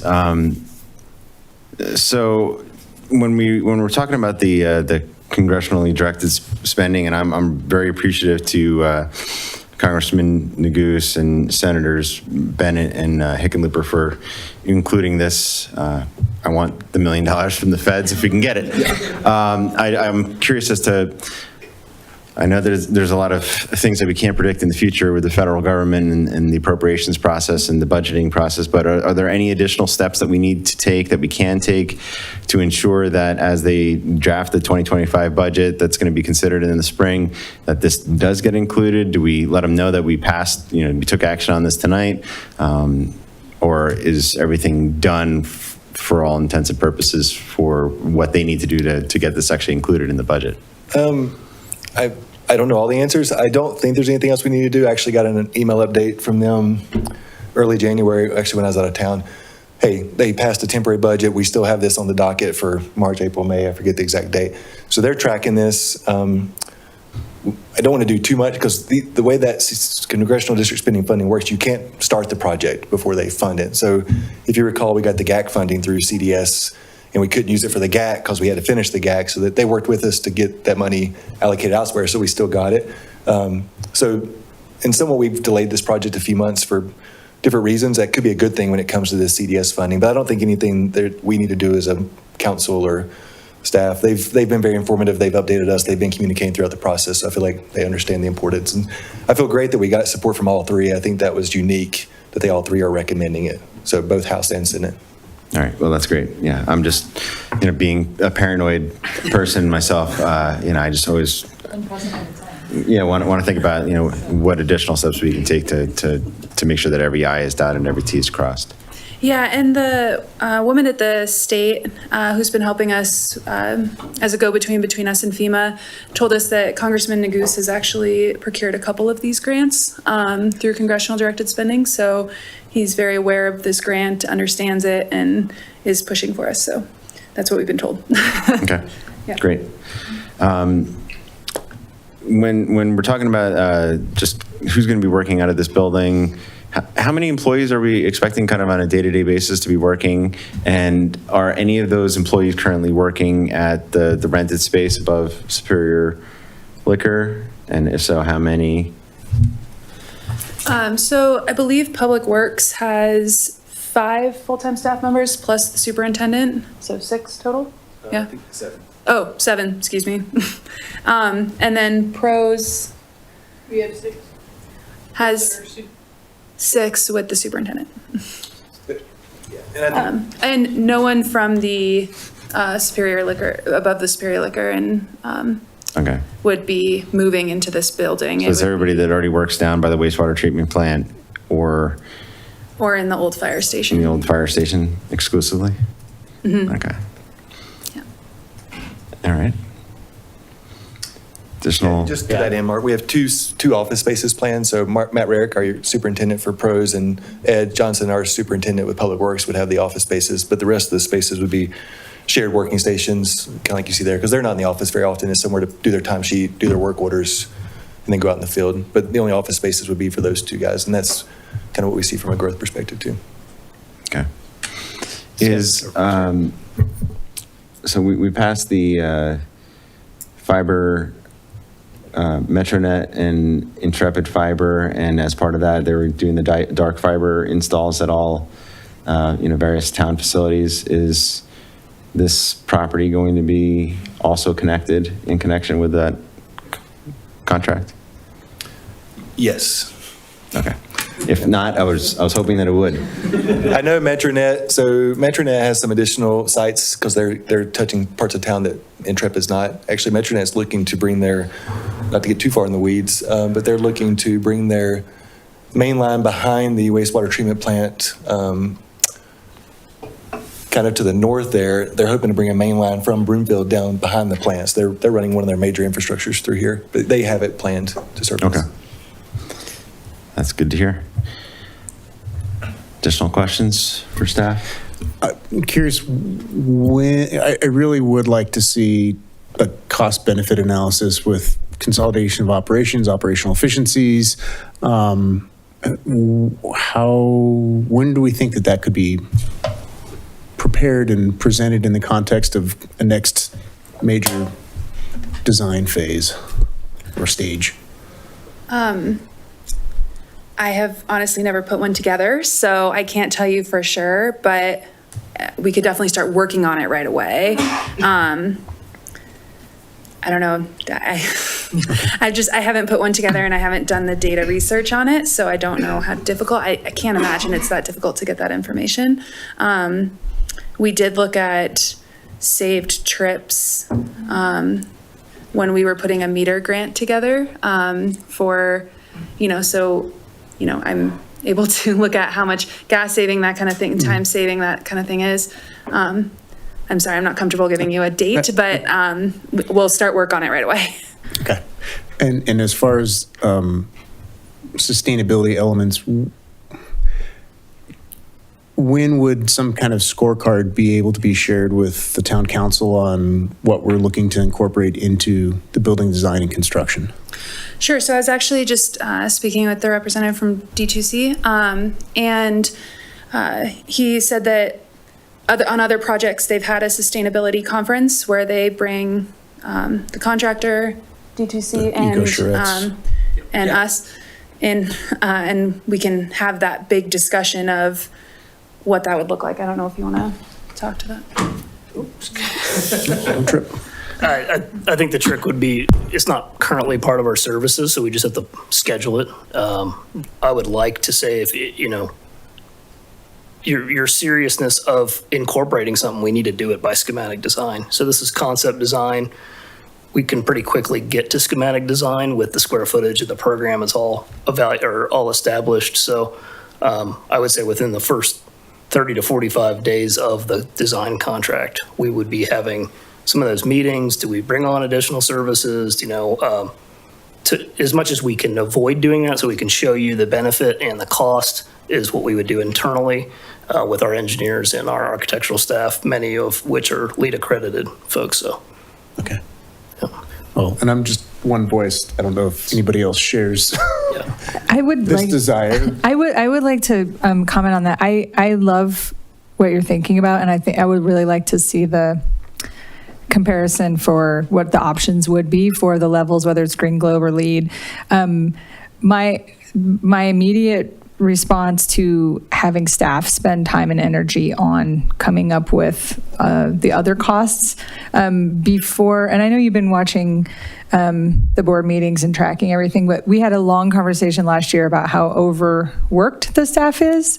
And so I'm only concerned about just adding another project on top that might not seem like it's a number. I understand what you're looking for, but I just also want to say to just, it would be helpful to know, like, is that really possible for you to add that on to the things? Like, you got called to answer that here in the meeting, and it's not the first time. And so I just don't want to put any undue burden on our, and take your attention away from all the other projects that you're working on. So I just want to be cognizant of that and make sure that we're being respectful of not just like sending staff this direction or that direction because we thought of something here. So that's all.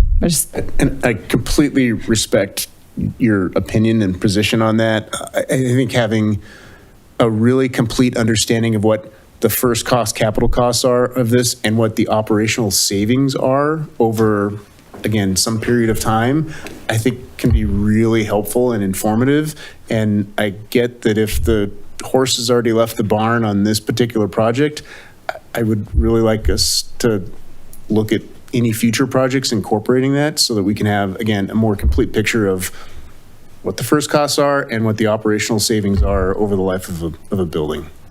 Because I think that's a really important message to share with the community, because we hear all the time or frequently that, oh, well, we're just raising taxes, we're adding new whatever, and we're not tightening our belt. Well, and this is a way of being able to demonstrate to the public the value of why we're making these investments. And I think that's a really important message to share with the community. Sure, I really appreciate that, Jen, and you as well, Mike. I do think that would be a really beneficial thing to have put together. I just need to learn how to put that together, and That's fair. And I can definitely start working on that, and I'll have time to complete that. Okay. Thank you. Sorry, I didn't mean to like put you or any of the staff in a like awkward position here, but I so much don't want you like, I know that everybody's like overtasked, and but I think you're right on this. It would be helpful, like anything that we can have to justify, any data points to justify decision making is always a good thing. So if it seems like something that you can incorporate into that, and I realize like you've got Brandon, you've got Matt, so like there's other people involved, and I want to defer to Matt and how this looks, but definitely do it. But I want to make sure that all the staff feels safe to also be like, I can't do that right now, and here's why. And because I think in the past there hasn't been space for that, and it's really important to me that it's there. So thanks. I don't know if that's something Jeff can help with. Okay, yeah, I might be reaching out. Yeah, I mean, I think it would definitely be good to do on other projects moving forward as well before we come to present to you guys. So, I mean, I appreciate that input, and I think it would be a good skill to learn how to put that together and present it to the board, the council, for future projects. So, I think it'll be a really useful exercise. A couple more questions. So if you could jump to slide, I don't even know what number this is. I lost my page numbers. The page with the budget, 16. Here, so, or actually even the one, 2 bit before, was it 14? Again, I know we're managing a construction budget and everything else. Like, where is the money going to come to fill this building up with stuff? Like, all the fixtures, the IE stuff, everything else, is that going to be in a 2026 budget? And obviously we haven't approved a 26 budget. Are we going to see, in addition to the $5 million for the box, we're going to have a couple $100,000, $500,000? What are we thinking in terms of outfitting this building? So I'm still putting numbers together. As we work with the design team on the final layout of the building, we'll definitely keep in mind the cost of a compressor, the cost of a wash bay machine, a water pressure machine, those kinds of things, the desks, the computers are already factored in, but the printers, that kind of thing. As we move through design and we're laying out this space, we'll definitely keep that in mind. And we don't have a number yet, but we're designing to a budget. And so we haven't gotten there yet. Yeah, no, I get that. I guess maybe I'm confused. When we're designing to a budget, to what degree are we covering within that? Like, are we covering everything from desks and I was going to say pencils, but no one uses pencils anymore. We got the roof, we got the 4 walls, we got outlets, we got lights, we got sprinklers. How far down the list of things that you need to work out of a building is included? So I think our first step is to really work with the design team on what we can get for this 5.3 million. Okay. And if we can't even, we're confident that we can build this building and build this site. But again, that'll be that cost benefit analysis of, do we want, standing desks or, right? Like, we really need to work. We can't come up with a budget until we understand where our other money is going, and then we'll be able to create a budget for that line item. Okay. Typically on projects, from what I've experienced and read about, it's about 10% of the building budget for buying equipment like a compressor, that kind of thing. So we'll work with the budget on that. But again, it's being so early in design will be. I can help you out just a little bit. Thank you. So incorporated into our budget is all the stuff you'll need to make the building operational. What's not incorporated in our budget is some of what I would consider owner supplied things. So desks,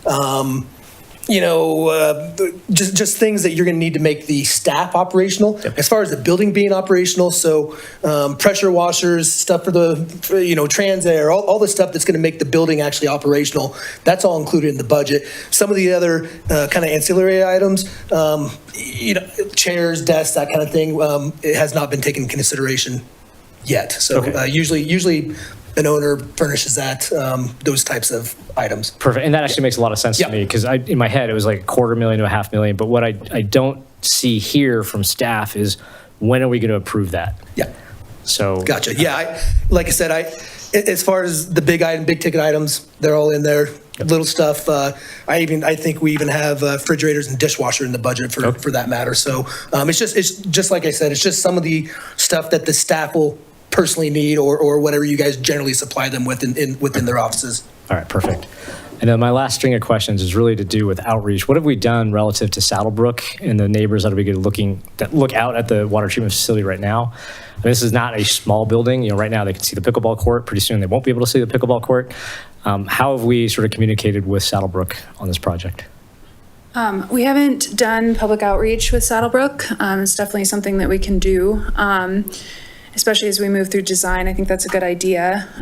We have had planning look at it to make sure that it fits within the PD of Rock Creek. And it is fully able to be permitted without a public outreach, or without a public notice and public process is the term. But I do agree that it would be good, because we will have construction going on down there. Saddlebrook is pretty high, and this building's not going to be, it's only 2 stories. So I'm not, they're already looking down on a wastewater treatment plant. So this building, it's going to look nice. It is a pre-engineered metal building, but we're going to make it architecturally pleasing to the eye. So I'm hoping they'll understand, but it will be good to notify them that there will be construction work going on and a new building going up. So. Yeah, I want to make sure that there's not a different metric for town facilities versus a private facility. We have a very robust process for, FDPs and everything else. For a private building, hotel going up across the street, everybody knows about it. They have opinions and everything else. We haven't done that here, and whatever we can do to make sure that people are not surprised both by the construction and when they start seeing a mobilization for a 2-story building. And yes, they can follow our agendas, but the notification process is very different. Granted, there's what we have to do and there's what we should do. And what we should do is contact, the Saddlebrook HOA, even Bell Flatirons as well, because they are, on the other side, and obviously they probably care less. But Saddlebrook is, one of our few multifamily communities, and let's do everything we can to make sure that they're aware of the process. They've got a good email chain, so we can do everything we can that they're aware that this is going to happen. If construction starting in September, then we want them to at least opine on what they think. Maybe they got some ideas on things that we could do or not do. Okay, I'll work with the planning department to make sure that we do a public outreach and notify them that this is going in and take their recommendations. Yeah. And then my last part is, after we approve this, we're approving $5.3 million tonight, assuming we approve it. Like, when are you coming back to kind of give us updates on how this is progressing through the design, build, and then into construction? Because arguably, we approve it tonight, you never have to come back to us with anything unless we go over budget. So how do we make sure, and how do we understand how this project is sort of progressing? We can definitely take opinions from you guys when you would like us to come back. So on the agenda, I've included space for project updates, and my direction to directors and department heads is that if there's significant updates for any project, that this is an opportunity for them to come to the board, present those updates, or the council, sorry, and the community as well. Okay. No, I think this would be a good one, just given, my own questions have been all around like what would be, a much more defined building. And as we get there, I'd love to understand how we're tracking relative to the targets that we're laying out here. Yeah, and I think, definitely once as Matt mentioned, we give you updates throughout, but once we have that maximum price for the construction, we'll absolutely come to the board with that information, because that'll give you an idea of, hey, do we have money left in that budget to do the furniture and space needs, or do we need to come back to you in 2026 for that? So that's definitely an update we'll do there. And Christine touched on this, but we'll definitely do public outreach with the Saddlebird neighborhood. We've talked about that. We've talked with Lisa about bringing it to Planning Commission too, even though it doesn't need to come. Sure. Possibly just as a generic item. Yeah, I see. This is very similar to the Rock Creek Parkway project that we did last year. You know, that we had a number of updates that came back to the council, the board at that time, just on different aspects. And I would see that with this one as well. I think that's a great idea. Yeah. Yeah, and I think this is going to be great for this site. I mean, you look at this aerial photo now, it's not aesthetically pleasing. There's not a structure in your way, but you're looking at mud and dirt and connexes. And part of it is we're going to clean up the site as we do it too. We've talked a little bit about the yard waste site, even like, hey, what can we do there with ground cover, possibly things like that within the budget, what allows it. So making this more aesthetically pleasing for the community versus what it is now. Well, and since this is part of the flight plan from Rocky Mountain Municipal Airport, maybe we could paint something on the building ceiling. Put a 1,000-foot tower up. There you go.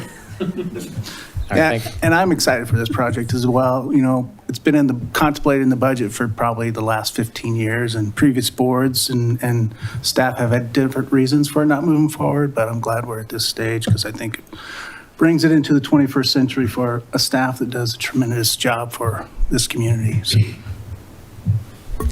One last question. From a building orientation standpoint, the staff offices are going to be in the southern portion.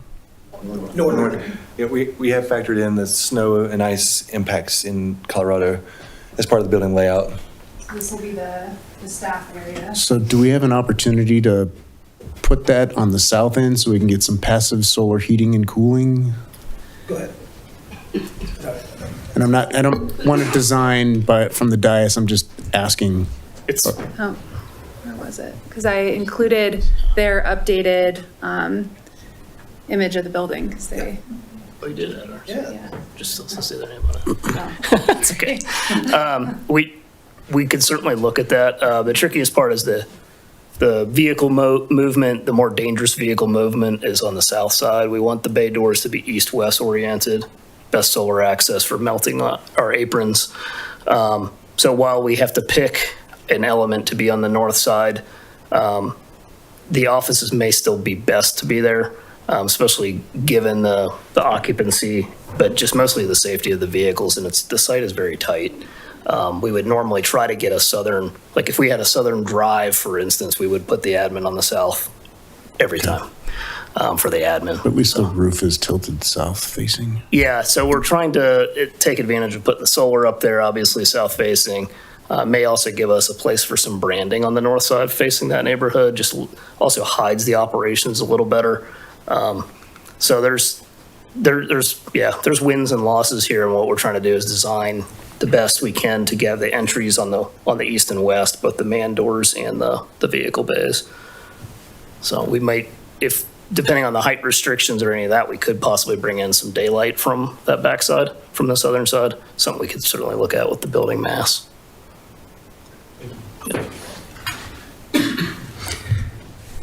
I don't really have any questions, just a few comments. The 387,524 that is set aside in contingency, knowing what I do on construction, which I do a day in and day out, we usually require 10%. That is 8.5. So knowing that it's a design build and you are really keyed in on that, I don't lose any sleep over the fact that it's less than 10, because I think you've got a handle on the pricing. So feel good about that just from a finance perspective.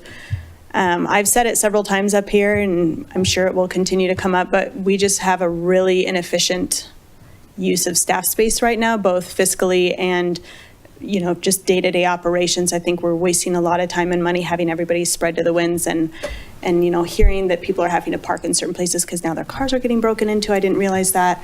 But I think we need to look at efficiencies, and this is, I think, the first step in getting some staff into a space that's a lot better. I mean, you talk about bringing it to the 21st century. Honestly, it's the 20th century. Like, I loved the tour, so thank you, Brandon, for that, and pass along, my thanks to Ed and Jim. It was fascinating on many levels, but I think what I took away is we have an extremely appalling working condition for our staff down there. I mean, it's appalling. And, we've talked about, no heat and no air conditioning and no running water, which is nuts, and one bathroom for everyone to share, and showers, which I wouldn't have known why you need showers until the tour, and now that makes a whole lot of sense. So, giving our staff the facilities and, just knowing that we're investing in them, I'm shocked we don't have more turnover, honestly, after seeing how bad it is. We have a staff member wrangling rattlesnakes. I didn't realize that, but rattlesnakes are getting in, and rats, and it's awful. So, I'm fully supportive of this, and kind of sad we haven't done it sooner, but very glad that we can get our staff in a better position now. So just wanted to say how much I appreciate their work and pass along, that we're all very excited to get them in a better situation. Do you have any additional questions for staff? I want to open it up for public comment, and then we can wrap it up. So, any additional questions for staff? One last comment, just in regards to the bays. One, I appreciate that the project is right-sized for what we're going to need in the future and even right now. But when we're looking at the bays and cutting bay space, I think, investing in making sure our assets are protected, because if you have vehicles outside, obviously there's a lot more wear and tear on those. Not only are we investing in the building, but we're investing in making sure that our fleets are protected and can last a whole lot longer. So I think that shouldn't be overlooked as well. Okay. Anybody want to give public comment here in the boardroom? I think I'm the only one here, but again, Stefano Prezioso, resident of Superior. Apologies, because I usually try to have like a coherent thought process here, and I've just got random notes, so it's going to kind of bounce all over. I think echoing what you were just saying, like totally agree, improving facilities for the employees is paramount here. The couple times I've been over near the dog park there, it's always kind of stood out to me as a bit of an odd eyesore in an otherwise very beautiful community. Obviously, I haven't had the tour and the closer look that I think you all recently got, or many of you did, but it would be great to have that be a bit more modern and kind of put together and not having open storage, that sort of stuff. Let's see, another item I wanted to hit, with regards to like energy efficiency, LEED standards, all of that discussion, I think for me, from what I'm familiar with regards to LEED, I lean more towards let's understand the standards, build to those. But if it is a notable cost to try to get the LEED standard plaque, I lean away from that. I feel like that is the right balance of like taxpayer dollars there. I think LEED is a great tool for helping people understand energy efficiency as it relates to buildings. But this is not a publicly accessible building, right? So if this was, a new town hall or something that we're going to have people coming in, a new community center where people are going to be coming in and out, I think that is a great place for something like that, where the extra funds can help send a message and be something that's like more well understood by the public. This is admittedly something that the public doesn't go to, and so in that regard, understanding those standards, building towards them, still trying to have a very energy efficient building, but not necessarily pursuing the costs associated with LEED. That's my personal opinion on that one. Let's see. Another thing, just bringing the team together is great. I've been incredibly impressed with how town staff responds to all of the different requests that come up. Seeing the better understanding of how everyone's spread out is fascinating to me, that they're as good as their job as they are with how challenging that can be. So definitely think that's just a great win of a larger space to bring people together. Let's see what else.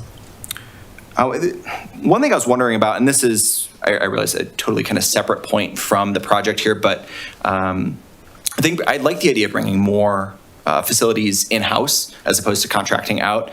I think there's kind of an aspect here of taking pride in your job, your community that you take care of, as one of these staff members. And not to say that contractors do a poor job, but I think you're just going to have that pride of work more so. And so bringing that in and investing in that, there is a cost there, but I think that also tends to pay itself in less tangible or less measurable outcomes, but that I think are still noticeable. With regards to the solar heating and stuff too, I was just kind of wondering, I imagine those garage bays are going to be some of the least insulated and kind of leakiest areas of the building. And so getting some solar heating there in the winter. I realize the sun is lower in the sky, but I didn't know if that might be an option to like help keep those at a above freezing temperature, warmer than at least exterior temperatures, that sort of stuff. So I could go either way on that one. And I think I had two more. One was with regards to, I think a generator was mentioned at some point. We are also talking about electrification of fleets. One thing that I feel like is really right around the corner from a technological standpoint is using electric vehicle batteries as a means of providing electricity to a building. Generally, it's like vehicle to home, but it could that technology could work here as well. If we have an electrified fleet, we may not need a generator. That's something that you could plug the vehicle in and it can provide in a power outage situation or something like that.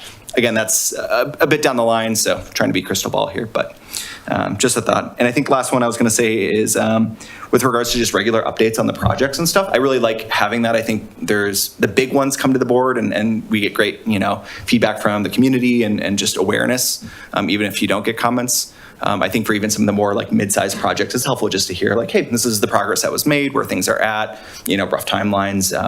It's just an easier way. I know I've reached out to, the town manager and others, the board at times, just to kind of understand certain things. And that's, I think, a way that we as community members can opt into that sort of stuff, as opposed to having to actively reach out and ask for time from Stretchton staff. So I think all in all, I'd just say, I really appreciate what all of the town staff does for us. I think they do an excellent job.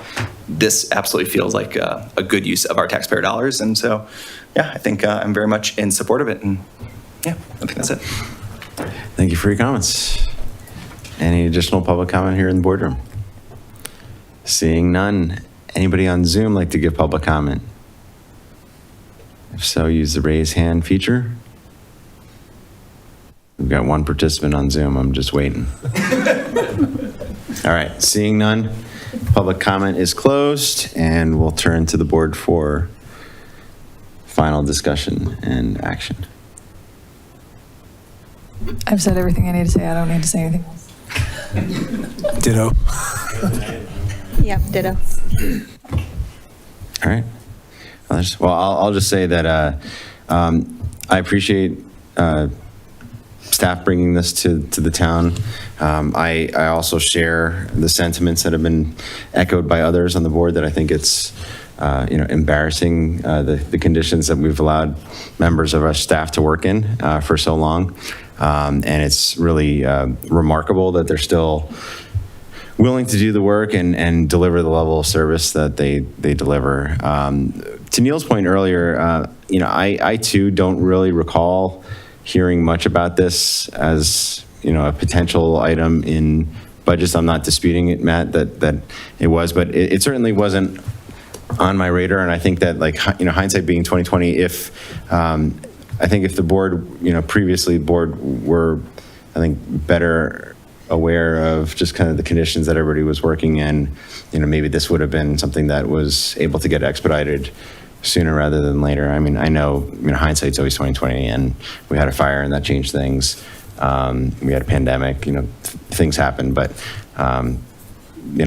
it's overdue is my point. And this is a very substantial project for the town, and it's a huge financial contribution from the taxpayers to fund it. But at the end of the day, I think this is the sort of thing that I think our town deserves. I think our staff certainly deserves, but the town deserves it too. And this is just kind of an example of the town, I think, kind of growing up and having the sorts of facilities that our residents would expect it to have, even if the residents would never know to go looking to see what the current conditions are. I think if you took any of the residents to see what the current conditions are, everybody would be, appalled. They would assume that we would have something like this because that would be consistent with other facilities in town. But I think it's just, something that's overdue that we're correcting. So I'm in full support of it. I want us to get the federal funding, and then, obviously in terms of the suggestions, Mike, that you brought, I appreciate the suggestions with regards to thinking about how this project can meet and be consistent with our sustainability goals. I'm fully supportive of doing everything that we can to drive in the direction of meeting the sustainability action plan and working with our sustainability, manager and our ACES team to try to do whatever we can. I do agree that with regards to, LEED certification and all that, that doesn't necessarily seem, I need to know a little more about it. Right now where I'm sitting, I don't think that necessarily merits an additional, $500,000 worth of expenditures. But if we can get the same kind of practical efficiency upgrades as we would get if we were going for the LEED certification. And then when we look at our sustainability action plan, like for all intents and purposes, whether we were LEED or we're doing what we're doing, we're still moving in the same direction in terms of efficiency and carbon neutral and all of that. I support trying to do what we can, but I'm not committed to doing the LEED certification at this point, because I don't think that in a non-public facing building that necessarily really warrants the additional expenditure versus a community center or a town hall or something in a highly trafficked building. So, but all that said, I'm in favor of moving this forward, and I'll entertain a motion to approve.